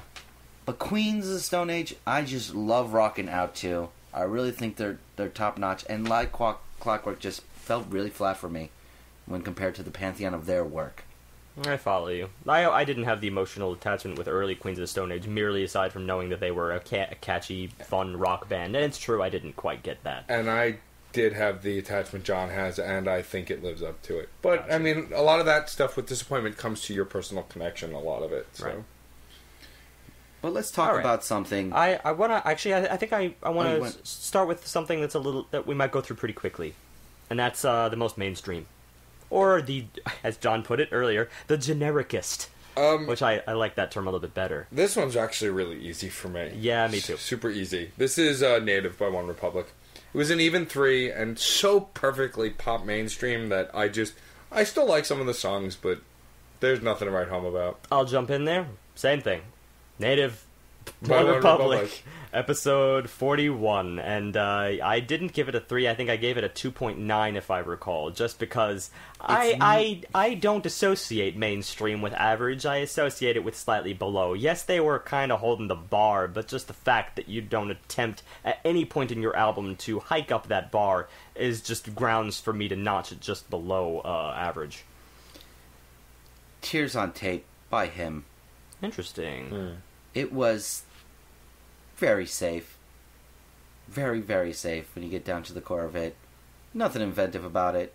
Nothing offensive about it. Really, throw it on the radio. Everybody can listen to it. It just doesn't do anything for me. Of course there's it's music. Yes. And that's about the extent of it. There you go. Well, of course, there's no arguments on the year in review, but that's a funny one because as generic as that was, I agree. It was love metal is still a little bit off the beaten track from the average thing. So I stick with Matt in this regard that this was for generic. You're thinking about what gets to the rest of the world, and One Republic had that sound akin to Fun, the band Fun, which I think we referenced nonstop throughout that podcast, and it's a pervasive style that I feel is embodied by Native's album cover, with the native and the oxen, in the background. It's to the core of humanity. It's all about life, man. Like how broad can you possibly get? It's about life. I'll give you that. But love metal that I don't feel love. I feel like I caught your point already. Metal for yeah, I got it was meh. Okay, that's something I just had to have a momentary lapse for, but that was good. Before we start closing up for our the penultimate of the year, what? I want to talk about the most forgettable album of this year. So, for me, do you guys not have most forgettable? I wrote that down. Uh-oh. You dropped the bomb. No, in fact, I probably have one that you don't have written down, and that's the most derailed. Oh, okay. Let's do our own thing, then. You do that. Stick with your category. This is the personal choice category. So, for me, on the fly. The biggest booby prize and the penultimate of insult is something that I don't even remember. And the most forgettable album for me was Jimmy Eat World's Damage. Or Damages. That's sad, too, because that was fairly recent. And I don't remember doing comparatively recent. My biggest problem with the Jimmy Eat World record is I don't remember any of it. All right, interjection, everybody. That was episode 56. Go, listen to the album, and then come back to us here and see if you remember it in that short time frame. That'll be the tell-all. It was so like, there was nothing that stood out. Jimmy Eat World at least would do things lyrically, emotionally, that would stand out. And in this record, it was just a baseline of meh. Yeah. So tell me what derailed you the most. Okay, because forgettable. I mean, I could probably agree with you on any number of things there. Yeah, I don't really remember Jimmy Eat World either, but yeah, I'm gonna go on a different way here. The most derailed track for me. In other words, we have a lot of bombs. Moments where you just go what. A lot of times you're going what in a positive way, like Darlings of Lumberland, where everything is a new experience and you're learning and you're being intrigued, and that's fantastic. But then there are just the ones where just that just does not make sense. Where you really gotta, say, what card did you pull right there? And this one, I'm going back to Dirty Projectors. considering I've already praised Dirty Projectors for the emotionality of one particular track in this list, I gotta be kind of clear here. That album is a mix with me, because they made almost as many mistakes as they made positive points. That's their track Dance For You. Now, if you need any help here, go to Dirty Projectors, episode 40. Swing Low Magellan is the album. Track Dance For You. Timestamp 155 to 213. Although listen to the preceding and the succeeding sections to get the context here. It was a pretty happy-go-lucky track. I mean, think of the title, Dance For You. But it has such this strange cutaway to a dark, foreboding orchestral interlude.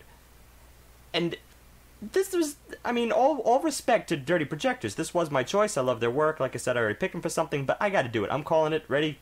I'm calling hipster irony. AKA, probably not ironic at all, just effing random as sin.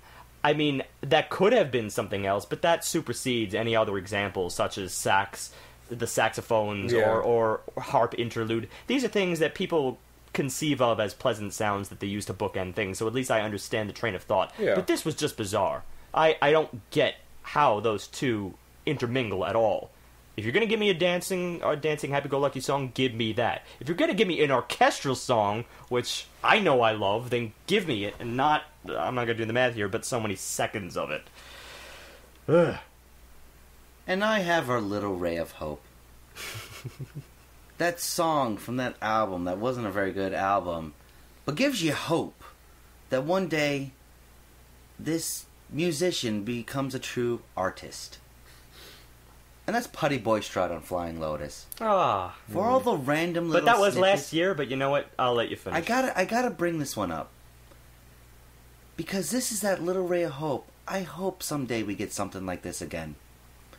This is me going full-fledged nostalgia here. Because Putty Boy Strut's awesome.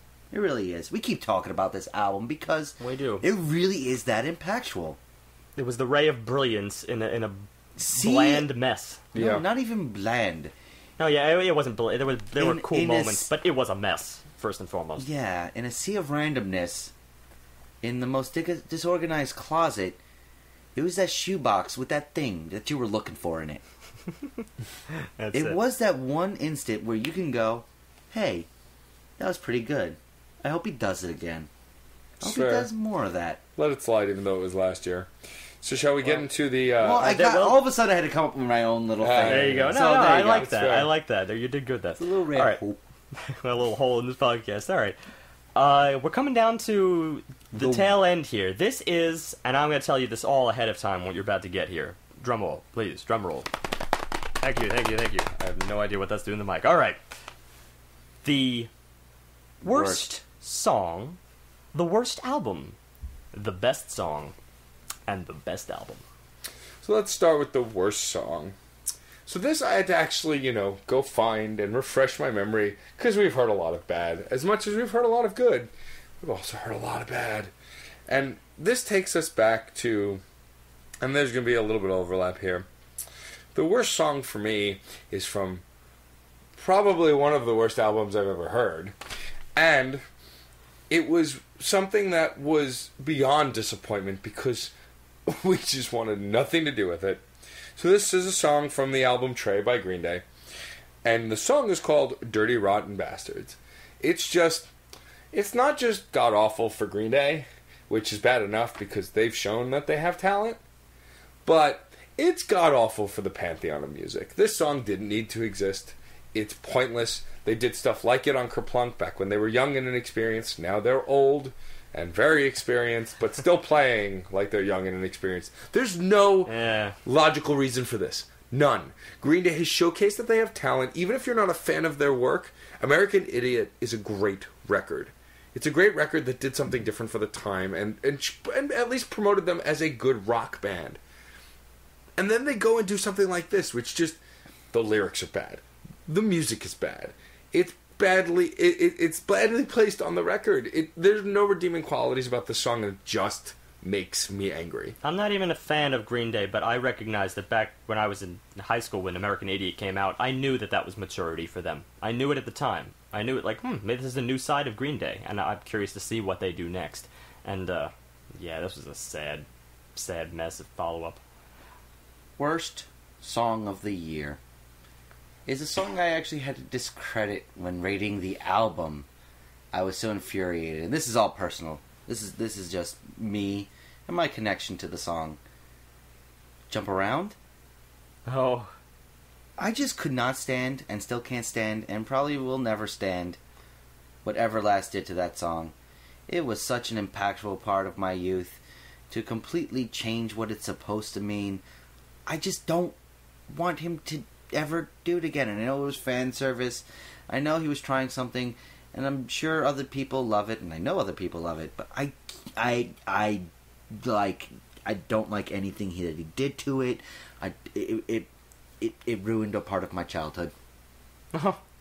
It's a shame. Okay, maybe not that far. Hey, it's maybe a not shame that far, because he went on. So, I remember that Everlast went on Twitter to say that the song is meant to be taken lightheartedly. It's okay to laugh at the track, but that just can't. It's not going to be able to apply to every single listener. Some listeners they're really comfortable with what they've given, and people are fickle, and it's okay that John's fickle. We know he's fickle. I'm a little bit fickle. Yeah. Fine. All right. I'm going to use my worst song as an immediate segue into my worst album. Perfect. Go for it. Because the worst song is very simple, and the worst album, I have an explanation. The worst song is Gliding, off of Deep Chords' Somer, which we did in 70. Why? Not much of a reason, but the album! Okay. I think a lot of why I dislike this album would seem self-explanatory if you listened to it and knew me well enough. But it's not quite so simple. Getting the obvious out of the way, this album is slow and boring as shit. But that's not why I dislike it. Huge scathes of my library could be described as slow and boring, objectively.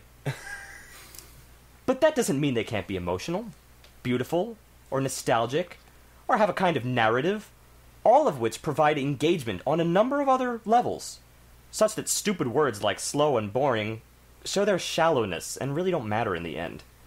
Unfortunately, this album, Somer, achieved none of those things, which leaves us merely with slow and boring, which alone are pretty telling.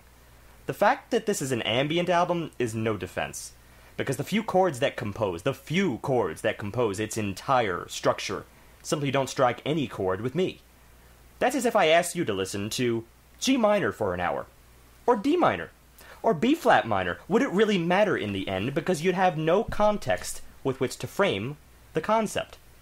That's an insult to minimalism, and it doesn't inspire people to find beauty in a gentle, breathing, low-key aesthetic, because here, in Somer, all their reservations are sadly justified.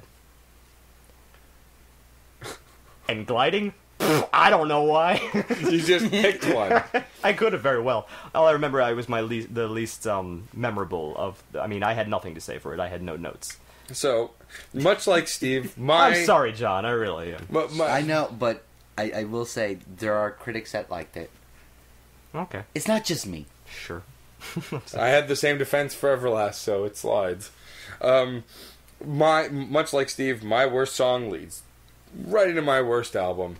By the time we got to Trey by Green Day, yeah, it was a no pick. I'm jumping on this one. It's my choice too. I was so like, it was John's pick both times for the first two, and I feel sorry for that. But by the time we got to the third one, none of us wanted to do it, which is why we had to do it. There's nothing memorable about the record. I had to talk him into letting it be a no pick instead of my pick. This album for me makes me angry for what I just said. Green Day is a band that clearly has a talent. They've showcased it, a maturity that they have. Even after American Idiot, 21st Century Breakdown had a kind of play structure like American Idiot did, and it had a kind of maturity. And then they released this garbage, a trilogy of terrible. And the only way that a trilogy of terrible can be worse is if you say it's going to be epic.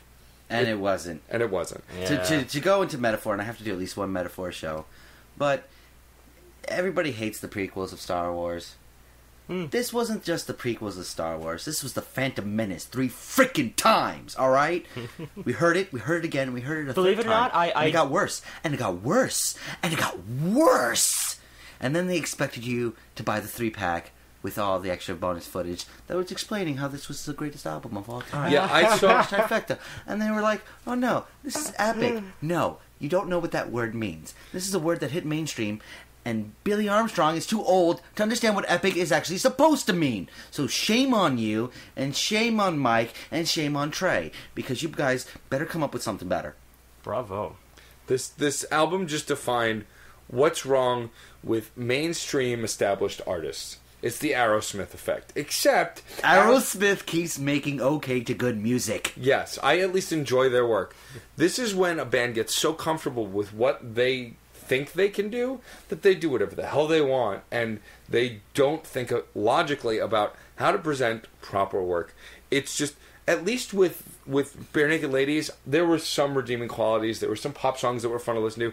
There was nothing I enjoyed about any of these three records, especially the third. There was maybe a song on the first one. There was, actually. I was very defensive of some of the stuff. On Uno, there was Kill the DJ, and then on the second album, there was a song I liked as well. But by the third album, there was not a redeeming track. There was not a redeeming quality. I didn't care. I didn't want to hear it. And it lived up to how terrible I expected it to be. I kept having to go, come on, guys, we did the other two, let's do the third. No, not my pick. No, no pick. Make it an all pick. No, okay, fine, a no pick. I'm glad that you guys are taking the other side of the coin here, because I easily could have taken... I think Green Day would have been the cheap shot for me.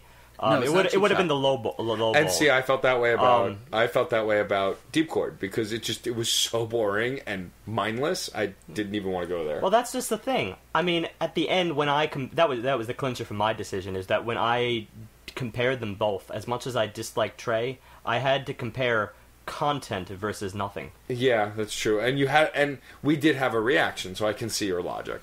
Yeah. And even, I will make one argument, and not to Deep Chord's benefit, but nothing is actually better in this case than the crap we got in Trey. And that's my argument. That's why I don't like all right, Trey. You can stick with that. That's my argument. All right, so... I'd rather hear nothing. I'd rather... At points, I'd rather have... He has a point. I'd rather There's have no glass range shoved in my attachment. ears than listen to Trey again. Wow. Yeah. I couldn't. Right. I couldn't. But I now- ended up skipping the half of every song. I know, Because but I couldn't finish Somer every is song. so boring. You know what? It wouldn't be a good podcast if we ended agreeing. Yes. So I like this. Yes. I like where we're at. Well, We're not let's gonna move end on to agreeing. greener pastures. Because we have what We is have one of my two favorite categories. My two favorite categories are best harmonies. I'll be right out there. Best vocals. I love vocals. Yeah. My favorite category is best song. And best song is because this is something I've always envisioned. Yeah, it's got everything. Everything we just talked about. But there's always something a little bit more. It's like it can become part of your personal soundtrack. That's something that really can be put into best song. And not just your personal soundtrack, but like everybody's. You just emboldened my decision right there with those. There's choice of something words. about this song that really becomes ineffable. It becomes an aspect of life. And for me, the envisaged conundrum. The self-titled. The self-titled song from the album. the title track from the album. Thank The you. Envisaged Thank you. That's Conundrum. You're more welcome. coherent. Wow. God Sticks, The Envisaged Conundrum. That song is a masterpiece. Period. Nothing else you can't argue with that. I don't care if you want to try. You can't. Because it has musical quality that is really just a bar above everybody else. With the exception of maybe Chick Corea when it comes to that. But The Envisaged Conundrum, I'll be frank, was like top 3 in every other category we've gone through when it comes to songs. Yep. It was just that powerful. I found other reasons to love things like most emotional, best lyrics, best vocal. But there was always something in the way they were singing, in what they were saying, in how they were composing. I want to hear the symphony that is made from this song. I want to hear this song on the macro scale. Because like I said before, I feel like this is a blend of dozens of melodies, of the melodies of a whole album into one coherent piece. And I love it for it. It has all the right parts in just the most beautiful artistic way of the year. Well, then I'm jumping in here because, tough, really tough. Such that I've been debating to the moment yet again. Because it depends on how I'm really gonna look at this. I have a feeling... No, spoiler alert, it's the end of the podcast, but spoiler, you probably know what my best album of the year is going to be. And it's for that reason that, for the selfish reasons, I want them to be tracks on that album. But I wanted to be fair, so I wanted also to look at other things that stand alone beautifully, even if they don't always work 100% with the album. So I'm just going to mention 2 right now, but I do have a final decision. The Envisaged Conundrum exact track that John just mentioned, alongside Atlas Novus from Scale the Summit, The Migration. Both of them are prog tracks, so I guess you can kind of tell my leanings here. But it's that instrumentation of it that really drives them through. And, John said it pretty seriously when it said it was that ineffable quality that really drives the song home and makes you connect with it on a whole nother level, such that these other words here, the best lyrics, best innovation, best technical quality, all that stuff kind of just has to melt away in a pot in the end. It has to just bleed into one single stew that you either like or hate. That's really what it comes down to. You don't dissect ingredients. Do you like the stew or not? So here's the thing. I was borderline going with Atlas Novus right now, because honestly, Atlas Novus almost does bring me to that soundtrack to your life kind of thing. There's a quality in that particular track which comes somewhat later, which is a signature quality for Scale the Summit, that bending on the guitar that wanes, where then another guitar steps in there to overlap it. It actually could serve as also one of the most innovative moments on any album that we've reviewed, on any song. And it packs a real emotional punch with me. But even I have to admit that there are some moments in that track which fall back into the realm of typical prog, which typical prog can jump around. It really, really jumps around. It's in one thing, it's in another, it's in another. You do have to ask a question in the end. Hell, I enjoyed all of those sections, but was it a cohesive piece? And there are just certain little holes in Scale the Summit which are just not there in Envisaged Conundrum. And as a title track, it worked pretty wonderfully. For the exact section, the exact lines that John described toward the end, that build up. Will you call on me, Sandy? That's it right there. I mean, that is the climax to a piece that had been perfectly organized up until that point. Brilliant intro, engaging verse, pre-choruses that sort of tease you as to what was the real climax, such that when it finally comes, it is so cathartic. That's what Godsticks does the best at, and the only reason it's not any other track on that album is simply because they made this the title track for a very good reason. This is the most singular standalone track, such that you don't need all of the other tracks with it. The rest, they help. I'll leave it at that for now. So, before I take us into our album of the year, I'm going to discuss my best song. And I agree. The best song, ultimately, regardless of all the other reasons we pick, what's the best and why we rate, it has to have that ineffable quality that really connects to you. And that's why I did... And Envisaged Conundrum was up there. It was definitely one of the contenders, which is no surprise to anybody. But this song, I couldn't find something I enjoyed more. Still to this day, I could listen to this song on loop and never get tired of it. And that song is Darlings of Lumberland. This song is a song that just does something so different. And even though it seems to jump around like you talk about with those prog tracks, the difference is here. The song from the beginning, within the first few seconds, it jumps. So you know this is where this song is going. Oh, to be clear, that track is an exception to the rule. Like, it jumps around, but yes, it has organization to it. Perfect. You know from the minute you get on that ride, you're going all over the place, and you're along for it. And lyrically, not complex, but beautifully sang and beautifully written. And it very just, a face value monster story about these creatures that lived in Lumberland, or these people who were creatures who lived in Lumberland. But the music is so powerful, the lyrics almost don't matter in this situation. They're kind of just another instrument. The song just, for something that I emotionally connect with, not because I feel a specific emotion, but just because the emotion is just enjoyment or happiness. I love this song so much, and there was nothing that could tear it down for me. I feel that this song is a 5-star song and the song of the year because this is a song that other songs should live up to trying to do. Something different, something crazy, but that's something that works. I'll give you this for that track. It's definitely more accessible, perhaps. I don't think anybody could just jump into Envisage Conundrum. It might be a little tougher. Darlings of Lumberland has a nice universal quality to it. I've shown it off to a bunch of people, and outside the context of the album, it can be quite abrasive. Oh, that's a good point, actually. Now I'll take you there. All right. But now I'm going to jump into the big one.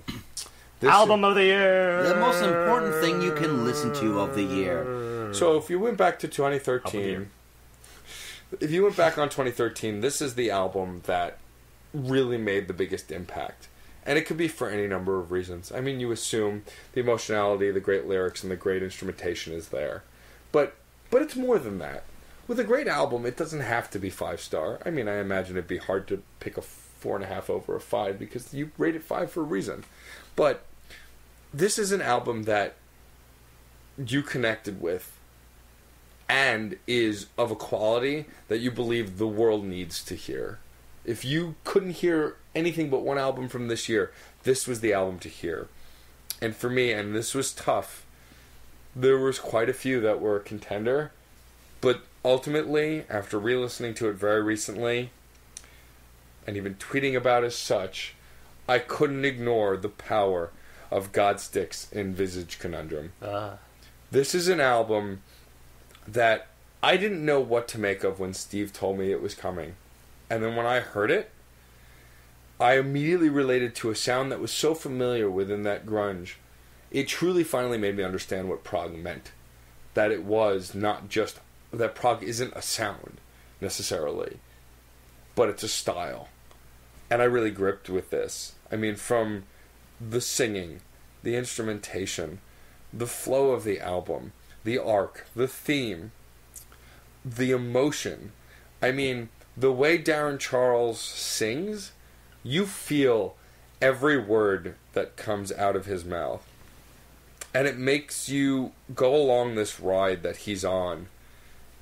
And the rest of the band just ushers you along with him.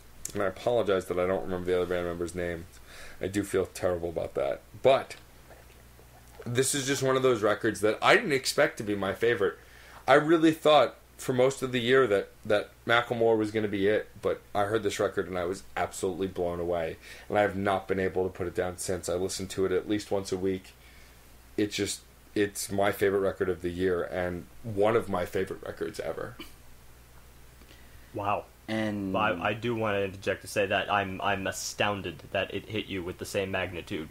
I wanted to introduce to you, but I had no, I know we have different background tastes in music. I'm really astounded that I mean, I'll toot my own horn in one area, and that's that compositional quality, but that I guess really does speak in the end. So, before I say my obvious, I think we should break up this love fest a little bit. Withdraw. Well, mine's kind of obvious. I can't argue with it. I love this from the first time I heard it to the time I heard it today. I can't deny Macklemore and Ryan Lewis because I want to sing along with every single one of the songs. I feel emotionally connected to them. And I know that's what they were going for. I know that's why Macklemore pours himself into his music. But while Godsticks is just so impressive and beautiful and monumental, I just connect more with The Heist. It has such a message in its ideas of hope, in its bald-faced truth. I have to respect that. I said when we reviewed it, this is where I want music to go. This is how I want rap to be made. The high levels of composition, keeping its rap feel, keeping its hip-hop musical style, and speaking from the heart about anything and everything you can, I have to go with this. It's what I want. And starting with 10,000 Hours and ending with the Good Old Boys, I love every second of every single one of those songs. There are those little hiccups in Godsticks. Even Scale the Summit, which is another retroactive 5, which was also a contender. With those little hiccups, I don't get them in the Heist. It's an album that last year I rated because it's something I have to listen front to back every single time. And that was All American Rejects. This even transcends that. This is, I hear one song and I can almost dive into the whole album at that one time. I get the gauntlet right there. So yeah, The Heist. Alright.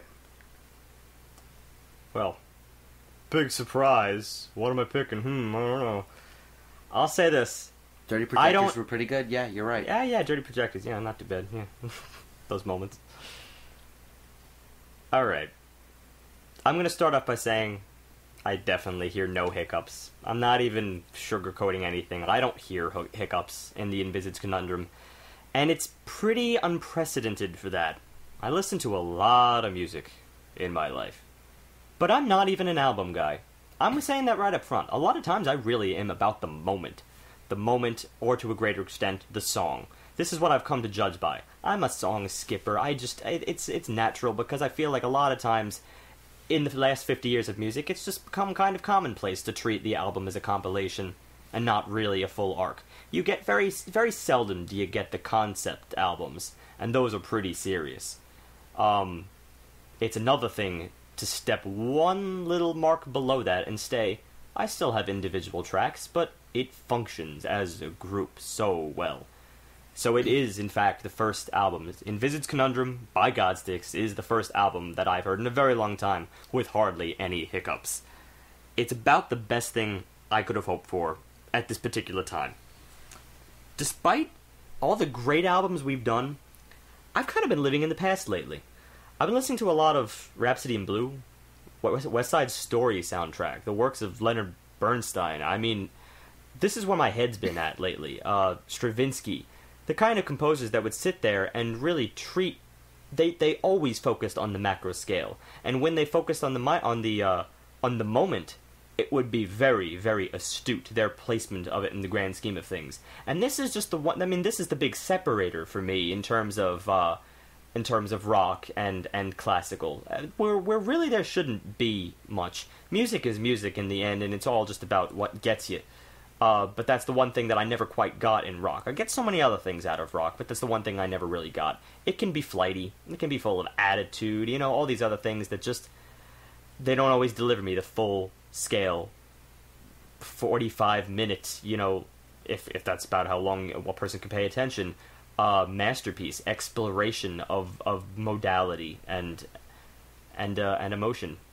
All the highs and lows that somewhat do relate to life. Do provide some kind of mirror for you. And, well, congratulations, Godsticks. You are that band. You have breached that gap to me, such that they're not classical by any stretch, but you can hear the classical influence, which is why I don't see the track Disclosure as a hiccup. Yeah, I don't see it as a hiccup at all. It's very natural for me because it fills out their influences, and it's a perfect intermission for an otherwise perfect prog rock album. And yes, I mean all of your... I really can't say much more in terms of detail as you did, Matt. They are the best of prog to me, beating out many of the obsessions of the 70s, which had their flaws. So there you are. Modern prog is better than old-fashioned prog to me. Newer sometimes is better. There you go. Just to close up on our year in review, of course, want to thank the fans for listening. But I'm not done. I'll get there. Oh, okay. I want to thank the fans for listening. I want to thank my co-hosts for another great year and for a year coming. I want to thank the guests we've had over the course of the year. So many to name. You brought us great works and or great performances or both, and we appreciate it. But before we close, I want to talk about some albums very briefly. Just mention some albums that I didn't get to this year that I really wish I did. And I could say in the new year that we will, but I don't know that I will. When we look back on this year, we never get to do everything we want to do. Whether it's time constraints or... Well, even when we're on schedule, we end up waiting 3 weeks just so we can go. You know? Yeah. And sometimes we need a break, and sometimes we have guests, people. We have guests, and we like to be well-rounded, so, you know. I'm not saying we don't get guests on. I love the guys that we've brought on. I think we've really had some fun people on here. Yeah. But there's things we just can't do. I never got my J-pop. No. Well, I still haven't found an album I want to bring on for J-pop. But one of the biggest things I wanted to do was to bring on Serj Tankian again. And he fronted Jazz is Christ, who created a self-titled album, and I'm really upset we didn't get a chance to do that one. It's Serj, System of a Down, all that stuff, doing jazz. It is pretty like crazy. Jazz. That's a bizarre idea. And then we had another one, and this is an album that I actually chose Deep Chord over it. I think you guys would have liked this one a lot more. I just wanted to show you what I really liked that I thought was weird. You wanted to go to the bottom, you know, and then raise our spirits. And it was something like from a band like that I have fallen in love with recently, and that's John Hopkins, and one of the more recent albums, Immunity. And it's not very recent, but it's one of the better pieces, a much shorter album than Deep Chord, but definitely a more cohesive piece, and has more than 2 chords. And then there's the one that I was just going to bring on just to piss Steve off. And that's Marshall Mathers' LP2.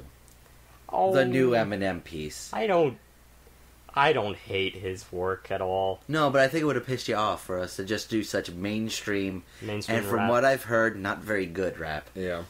Nelson I was not fond of it. I haven't heard good things about that anyway. And yeah. I was not a fan of his recent SNL performance. Now, of course, people always say that SNL...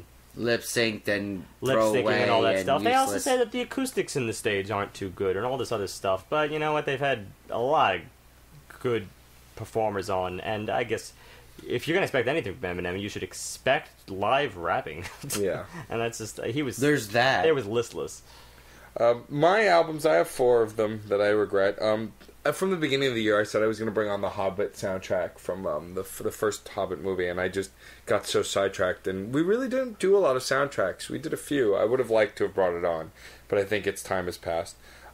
Korn this year put out a new record, and we reviewed their dubstep record last year. What's it called? The Paradigm Shift, because that's not cocky. Which I would have loved to bring on, even if not to just crap on it, but to see if they learned anything from what we saw the potential in their mixing with dubstep. Wait. I just got to point out, Path of Totality, Paradigm Shift. I'm expecting, and I made this joke earlier off air, it's gonna be big. That's the name of their next album. It's gonna be big. Might as well just call it that, yeah. Might as well. Or Leet Uber Epicness. Oh, good God. Another album is one that me and Steve had tossed back and forth, kind of trying to get the other one to bring it on, because then we could move on to other things. A band that we're both fans of called Phoenix. Yeah. They have a new album that came out in 2013 called Bankrupt with an exclamation point. I really did want to bring it on, but there was really no reason why we shouldn't have. It was more one of those things like the band. It didn't signify. We like to bring on our things that define our own tastes, because that way we create the maximum diversity. But when you have a crossover there, and it wasn't just enough of a crossover that John was on board in order to be an all-pick, so they just got the shaft this year. I still would hope to have him on next year. Yeah, we'll have to see. And then a nerdcore rapper that I'd actually discovered through hearing Cheer for the Dark Lord and MC Front a lot. His name is Adam Warrock, and he had a new record called The Middle of Nowhere, which came out towards the end of the year. The album artwork was actually a cartoon version of himself looking like Dr. Manhattan sitting on Mars, but fully clothed. But it was his facial structure and stuff. That's good. Because he was naked, and that would be disconcerting. And he has songs on that record that I very much enjoy, like one called Sinestro Core, and he sings about how the music he's singing is not nerdcore, it's the next level, it's the Sinestro Core. Which is the competitors of the Green Lantern Corps They're ruled by fear. So, They're yellow. I think it would have been fun to bring a album that me and John would have enjoyed the content and Steve would have been completely lost on the reference. But, maybe next year. Yeah, it's cool. I would have been doing that voice the whole time. Oh, good. Now, you see here... I think I did something similar like that last week. Oh, yes, that was in response to Matt's, yes, for that, the rapping. Yes. Yes. They're rapping. Right, the rapping. Okay. I only have 2 for the Wish I'd Dones, and both are really different. We'll start with the odd one. I think we could have been a little bit more generic, or no, well, generic's the wrong word. We could have been a little more mainstream in our last technical review of the year, our search to Billboard 200, whatnot. I think my goal wasn't, Beyonce's a respected singer, regardless of being in the Billboard 200. Wasn't quite the goal. The goal was to go super mainstream, such that her fandom is inescapable, and I think or at least her presence in media is inescapable. So let's just come out and say it. Miley Cyrus, she's everywhere, and especially now that she's crazy, essentially, she's literally everywhere. And she recently released a new album called Bangers. So it's not exactly your Hannah Montana anymore. She wants to push the boundary. But what's wrong with fish and bangers? I don't know. I love a good fry. Don't even. Okay. That's what they're fries in England. I got you. An illusion. I got you. Gotcha. We have English listeners now. God damn it. Oh, I'm sorry. Welsh. Sorry. All right. Anyway, Miley Cyrus. The point is, you know what? I'm not even going to explain this. She is everywhere. She is everywhere. I think she should know here. Why she should be here. That's my reason. Fair. You don't like it? But I don't want to get a disease of the mind. Yes. Well, what's your other? If there was all the illusions you could make with that. In truth, if there was a saving grace to her music, I wouldn't be so critical. And I haven't listened to anything full by Miley Cyrus. So there you are. Because I haven't been able to. All right. Because then my ears bleed. All right. What's your other one, Steve? My other one is completely different. My other one has a track on it that would have easily been a contender for my favorite song of the year. Were it actually from this year. 2006. Wow. Way back. But I discovered it this year. Okay. And this is why it's a wish I'd done. And we may never, depending upon whether we get to retro or whether I just decide to pull a fast one on you and bring this. But I guess you can't quite call it relevant per se. But I still think it's some of the most brilliant, innovative music currently.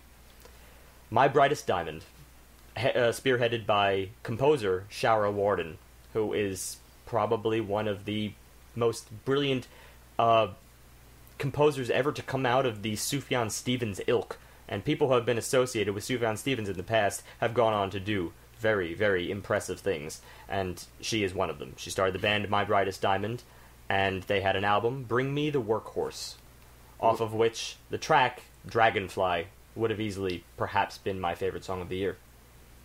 I know that. I know that song. Do you indeed, though? Yeah, no, I know that song. I don't know, though. Dragonfly is kind of a common name for a song, and I'm having deja No, vu I with know this My Brightest conversation Diamond. right now. I know that. Okay. I know that. But I'm trying to remember. That could take a You while. have to play that for me. Don't worry, folks. All right, well, at some point, maybe I'll get you to listen to the album. Maybe we don't review it. John will still be thinking next year. We hope. Yeah. Maybe. I'll say this just as a final closeout for New Year hopes. I don't want to set, because I was pretty leery about giving a 5 to any band, and Godsak's the only ones I've given it to. But I do expect, at some point in the future, some other album that has the same long-term compositional complexity as they had in Godsak's, but it doesn't have to be prog. I'll find it. Could be anything else, okay. But it needs to have that is apparently what I'm looking for at the end of this year. Long-term compositional complexity, regardless of sound or whatever. That makes sense. Challenge accepted. Yep. I also want to say that hopefully in the new year we'll get back on writing articles for you guys. I'm trying to get back into the swing of that. We're definitely going to try and build out the website a bit more. Thank you for sticking with us. It's been a pleasure doing this, and I look forward to doing it in the new year. Everyone have a great whatever, and we'll Hope see. you have had or will be having a great holiday experience. And we will definitely see you in the new year. My pick is the first pick in the new year. I haven't chosen it yet. I'm still thinking on it, but who knows? It might be one of those albums I mentioned earlier. Maybe we'll finally get to Phoenix. Who knows? Come on, bangers. Bangers. I'm going to make you choose that. I want you to use your choice on that one. Oh. I already have 3 lined up. Wow. Yep. Well, on that note, but I definitely want to thank you guys for doing this podcast with me. It's a pleasure, and I enjoy doing it every week. I look forward to it. You're welcome. You should be thanking us more often. It's pretty cool, I guess. Gee, thanks, Steve. You might as well just get your flannel shirt and put on your rimmed glasses when you say that. Hey, I called out dirty projectors for hipsterism. I'm allowed to. I'm not with it. No, that's if there was a quote for 2013, it's that Steve's not with it. Self-admitted, proud of it. Thanks. And on that note, for the last time in 2013, as always, music is life, and life is good.